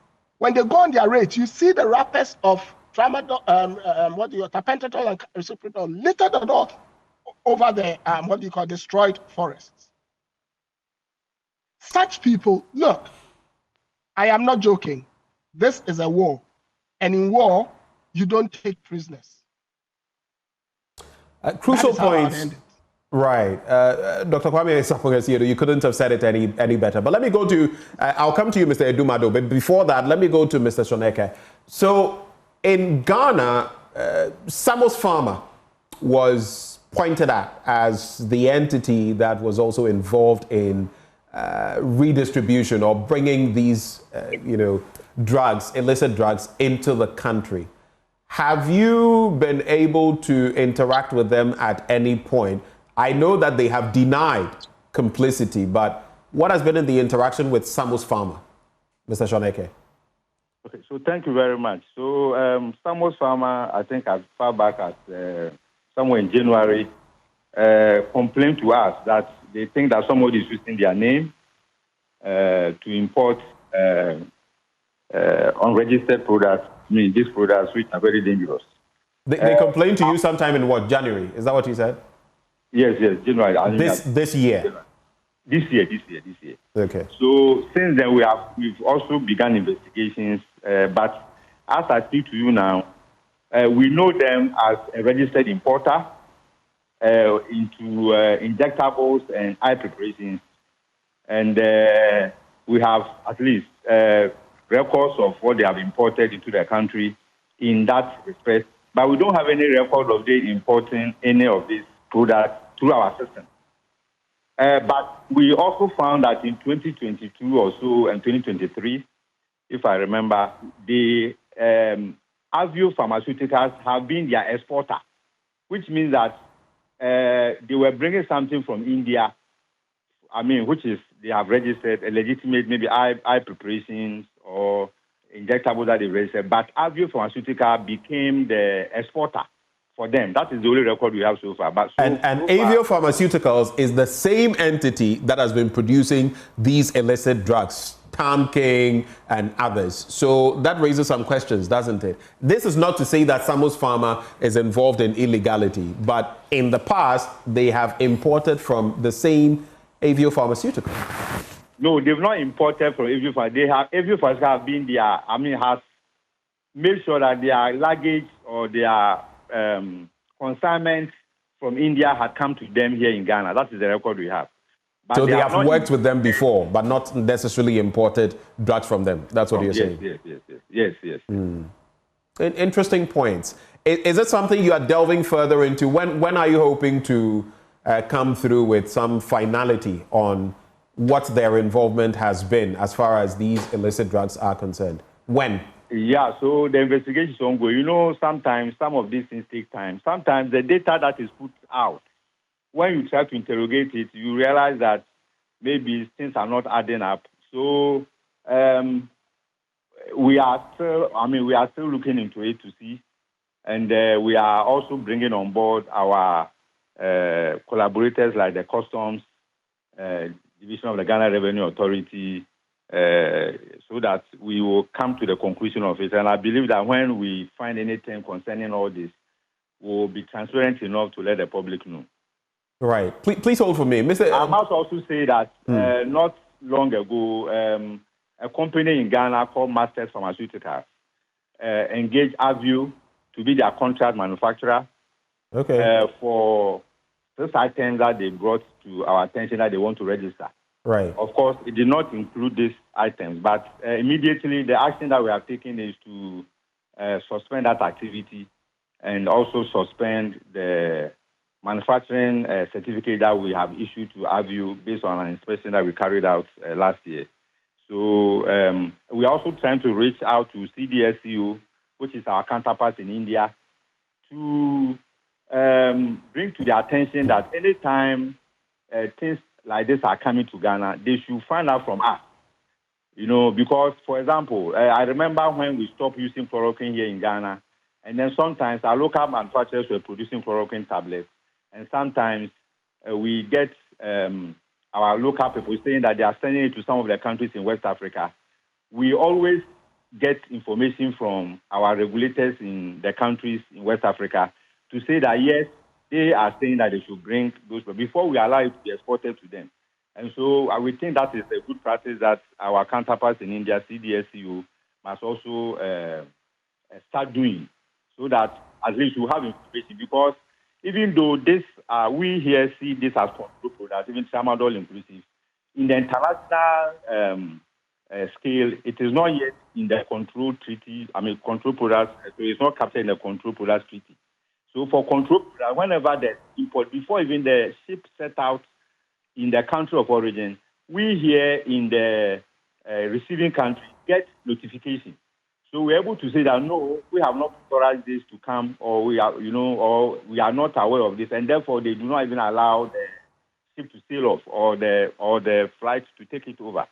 So we think that going forward, at least our counterparts in India should also find out from us whenever any of these things is happening. Of course, I think that they themselves do not even know that these activities are going on. Right.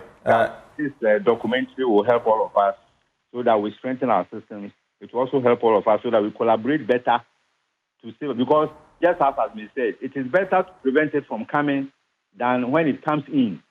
I mean, that has a lot of difficulty. Right. And also transit goods, goods that are supposed to move out. I think going forward, we would like to see so that we can advise also in the countries who are receiving them, so that it doesn't just maybe go and maybe sometimes return back in some ways into our system. Right. Dr. Sedo here was telling me earlier, before we came on air, I believe that this person, Vinod, had been apprehended in India. That's what I read yesterday, that their government went to them to confiscate the consignment. He talked about 50 million capsules in the storage. I think 5 million tablets. 5 million tablets. Yes. 5 million tablets. 5 million tablets, yes. So according to what I read yesterday, they've been... That is in India? In India. In India. I don't know how true that is, but of course, that's what I read yesterday. Which would also impact any companies that are hoping to, do business with them from Ghana. But let me quickly, before I go back to Dr. Sapong Asiedu, let me go to Dr. Edum Ado. There's an important point that Dr. Sapong Asiedu made earlier as part of the solutions. He says these products could be getting into the country because maybe the containers are mislabeled. So you can't tell that this is what they are bringing into the country. And then unwittingly, the ports clear them, and that is how they are getting into the system. How do you think such a problem could be addressed, since you are importers and wholesalers? Yes, thank you. As Dr. Seneke just said, they're collaborating with their Indian counterparts to ensure that some of these products that have serious socioeconomic consequences when abused will always be referred to them for clearance before it's even loaded. Because over here, unless there's intelligence that had been gathered previously leading to the landing of those containers, at times they are scanned. So it's not really every container that is open. So the intelligence gathering is very, very important. So I'm glad that Dr. Seneke is proposing that they are going to collaborate with their counterpart, because I know that some time ago in Nigeria, that's what they used to do. Before every product comes, they do the inspection. So even if we can modify it and make sure that all those substances that can be abused, we have some negotiation with the Indian or other countries that they may come from, then it's going to curtail the probability of it going through the system. And also, as Dr. Kwame Sapon said, the punitive action in dealing with some of these things should be strong enough. Because if an illegality makes more profit for you without any consequences, people will just go down that line, from the distributor to the importer to whoever. And normally they do these things underground. So it has to be a coordinated effort right from the country of origin to the country that the product is supposed to be imported. However, as an association, as we said, we are law-abiding companies and will continue to be such, because we feel we have to ensure that we provide very quality products that is available always to our patients. So if anybody or any group of persons outside wants to mess up the system, I think full-scale investigation, multi-sectorial kind of committee has to be set to look into some of these things. And I feel that we have to be more serious about these drug menace, because since the time of, it's like when the issues come, we talk about it and everybody goes to sleep. When the tramadol issue came, before the tramadol even, the issue of cocaine and all those things have been there. And I think the media houses too should help. You have to find a way of providing free spaces for education.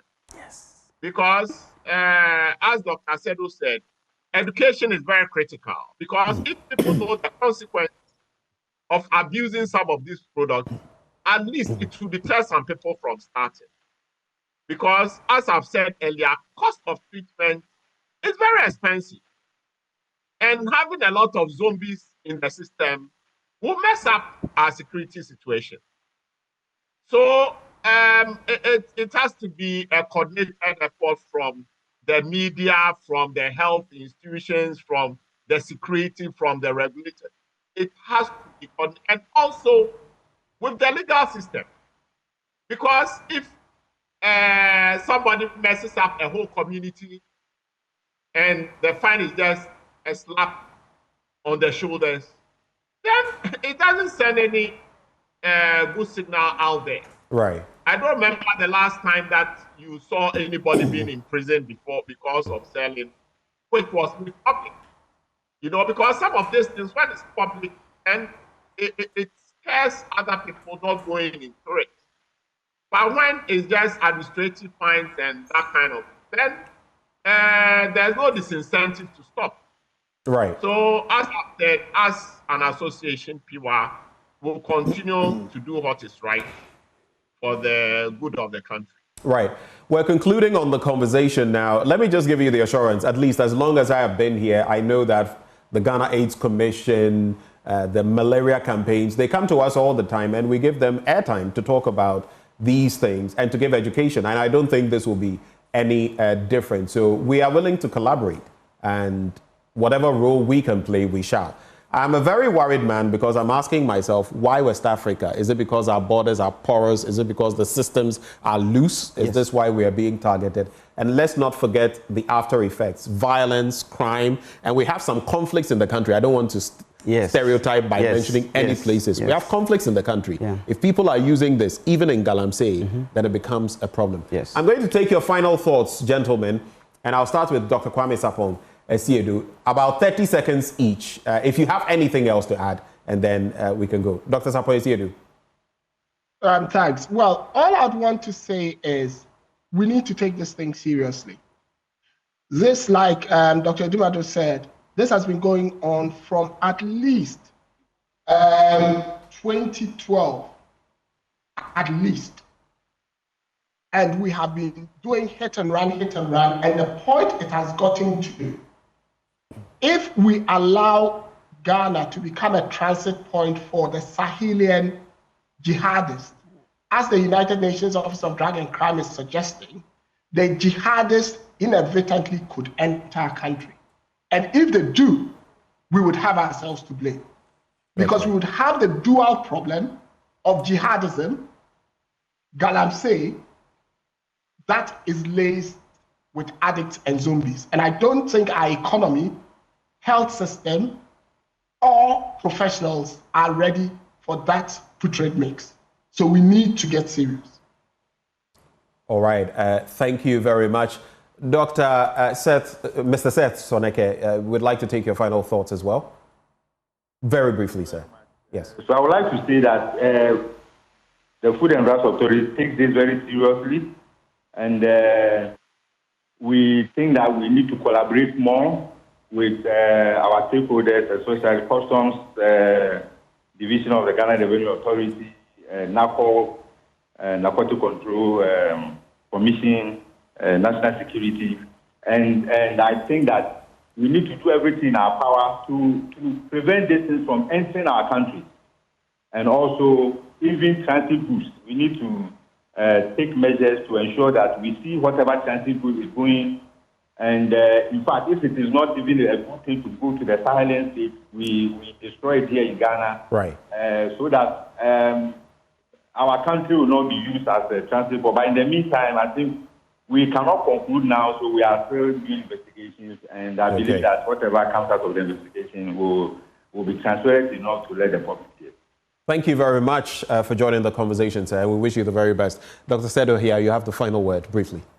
What I would like to say is that trained health professionals, we are aware of the addictive potential and the abuse, and we are aware of the negative consequences. So, if possible, there are prescription opioids, and there are lots of other painkillers and analgesics. So if possible, we should not even start people on the opioids. We should explore the other options.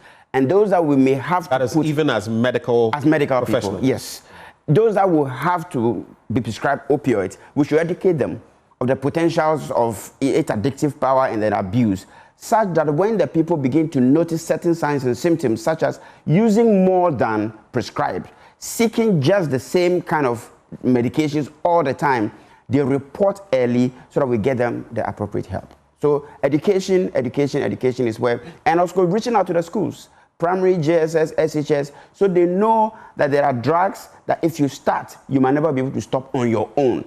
And like Dr. Siedu said, it's very expensive when it comes to rehabilitation. It's very expensive, so you don't want to start. And nobody will start to become a junkie.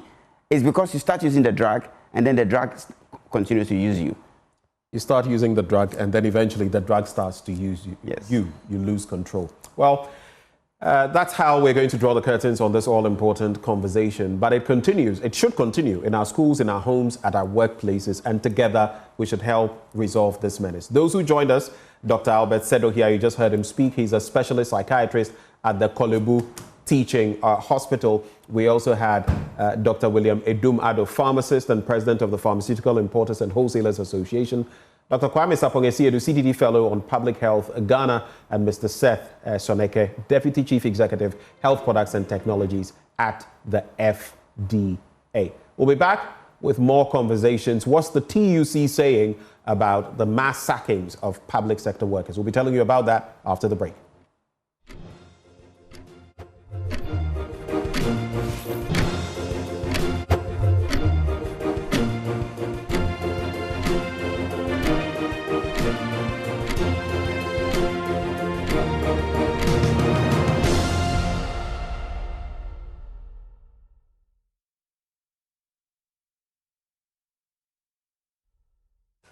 Welcome back on the AM show. Shortly, we're going to activate the phone lines to pick your thoughts on two major issues. Of course, what we've just spoken about, illicit drugs in the system, but this issue as well.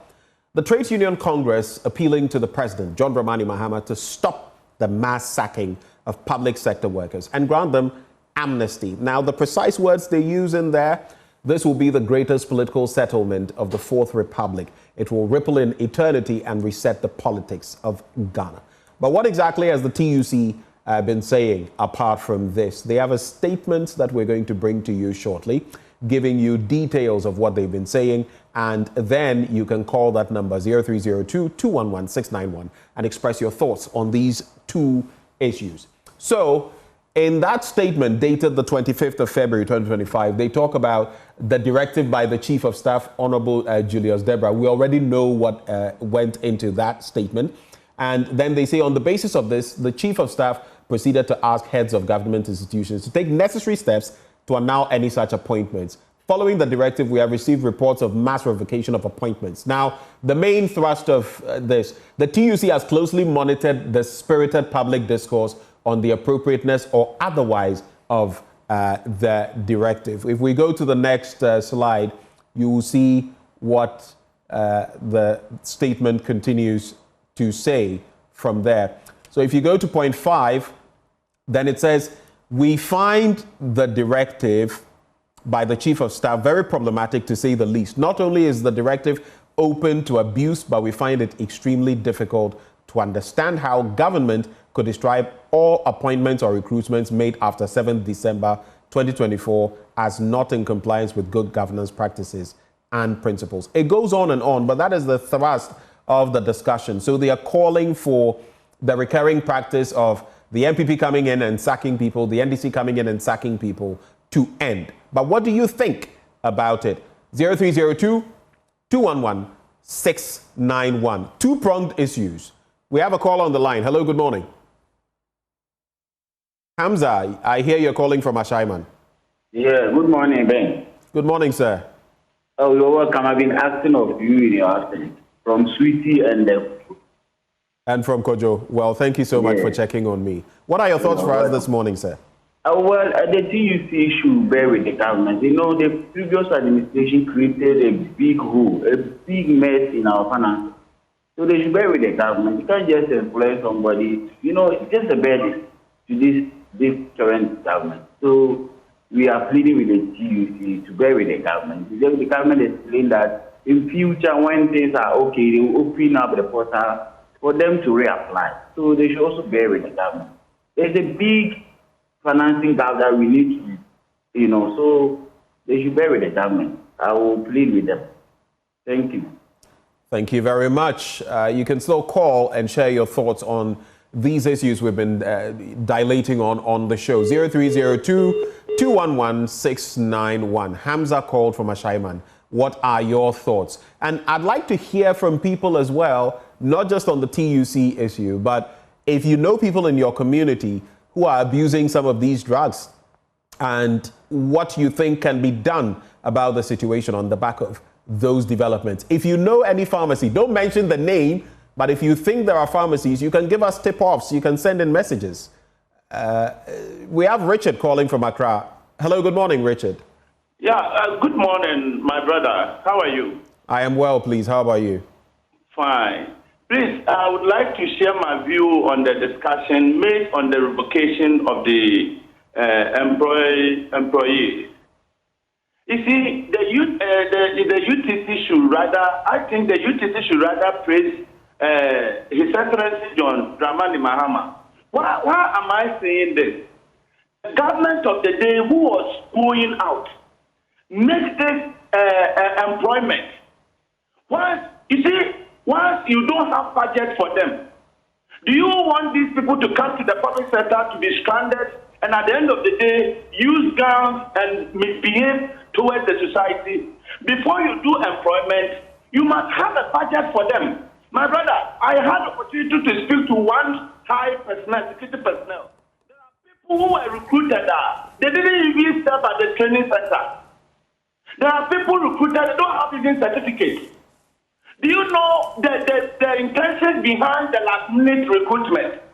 So I think the TUC, the Peace Council, and all the prominent people in this country should join President Mahama to clean the system. You see, the outgoing president, Nana-Addo Dankwa Akufo-Addo, has aroused the expectations of the youth. And the youth didn't see it like that. So there are a lot of, the youth are peeved. And yeah, the youth to follow emu. My brother.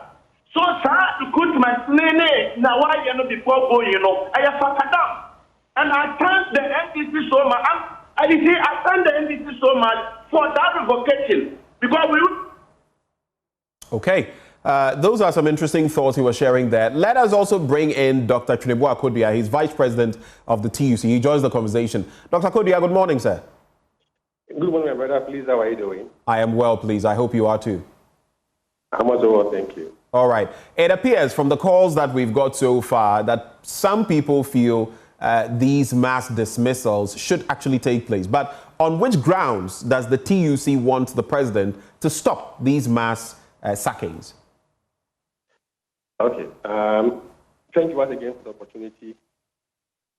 Let me say that the statement from the Chief of Staff, the way it came, that blanket statement for us is the problem. We appreciate the difficulties that warranted that blanket statement. We know there's been recruitment into the public service without due process. We are also aware that some of these appointees came in and were promoted unduly. We are aware that some don't even have the requisite qualification to be placed where they've been placed. And then we're also aware that some of these appointments violated the CBAs and HR policies of this public institution. So that we recognize are the flaws that have happened, and we condemn that, and we cannot let that stand. We believe that that should be corrected. But in the process of correction, we should also recognize that there are some category of Ghanaian youth who have applied for employment, have gone through the process, have been assessed, and duly recruited. And so if we are asking for revocation, we should try and categorize which ones fell below the process or the procedure, and which ones are duly legit. And so the blanket statement that came is the problem. And we are asking that it should be halted and then possibly audited to see which ones fell within in quote, the blanket and the political appointment, and which ones also were legit. But let me also ask. But Doc, quick question, lest I forget. Okay. Is it not also going to be very difficult looking at the fact that so many were brought in at the dying embers of the last administration to find out which ones were legitimate, which ones were not, who came in on a purely meritorious basis and who came in on a political basis? Isn't it going to be very tricky for this administration to say we're going to sift through like this? How long will that take? I feel that the data is there. All the institutions where these people were employed. I mean, I also work in the public space, so the data is there. It won't take less than 1 week for the CEOs or the HR of this institution to give this information. And so, to some extent, we believe that we must halt this cycle of last-minute recruitment and appointment. That must end, and TUT wants to champion that to an end. But in the process, let's also recognize that if we give amnesty for this to happen, then we are indirectly trying to perpetuate the wrong that has happened. And these are things that can hurt public service. So yes, let's clean the system, but let's not make it that general blanket holistic revocation. Some duly qualified to be employed, and we have no issues with that. But we also recognize that others have come into the public space mainly because they are politicians and have been placed at wrong places, which can hurt public service. We want productivity in our public service space. We want qualified people to lead the public service. If you have the requisite qualification and you deserve to be employed, so be it. But not through partisan route, which we condemn. And so for us, we are clear that there should be some correction in this whole issue, and not try to, as it were, just also deny people who have duly qualified to be employed to be out. If the president does not comply, would you take it as a slight? In fact, in your statement, you reference 2016 and what he said at the time interacting with Christian groupings that, look, I'm still president. He brought in the Shraj boss. But it was few and far between. A few people came in. In this instance, there were quite some numbers. But would you feel slighted if the president went ahead with this directive, at least per the chief of staff? No, I wouldn't use the word slighted. Would you be disappointed? Would you be disappointed? No, we believe the president in the working relationship we've had with the presidency, they will listen and we will also help guide for the right things to be done. We are looking into the future. Okay. We don't want this trend to continue. At the same time, there are millions of Ghanaians at home who want to be employed, and so we must marry the two. The political system should not destroy public service. At the same time, those who duly qualify to be employed are employed. So we will not be disappointed. We are very confident that the presidency will listen, and then together we will see how we can clean the system and get the right people who deserve to be employed. Thank you, Dr. Chunebo Akodia, for joining the conversation. We're very grateful for your time, sir. Thank you very much also. And he is a vice president of the TUC. In fact, if you look at point 10 of their statement, it says, we expect President Mahama to stop the country from sliding further down the partisan slippery hill. Just like the amnesty the president has granted to individuals who were recruited by the previous administration and who are currently undergoing training with the various security agencies. It goes on to say that they expect that amnesty to be granted to others as well. This is where I believe we're going to have to draw the curtains on the conversation. For those of you who called, Hamza from Ashaiman, among others, we are grateful for your time. But this show, the Time Belt, the issues we've discussed leave us with a lot of food for thought about how we are safeguarding, especially our youth, in respect of contraband, in respect of addictive substances, and maybe the political slide as well, and how we apply principle to it. My name is Benjamin Akako. It's been a pleasure serving you today. This has been the AM Show. But do stay. Up next, we have Joy News Desk. You want to stay for that.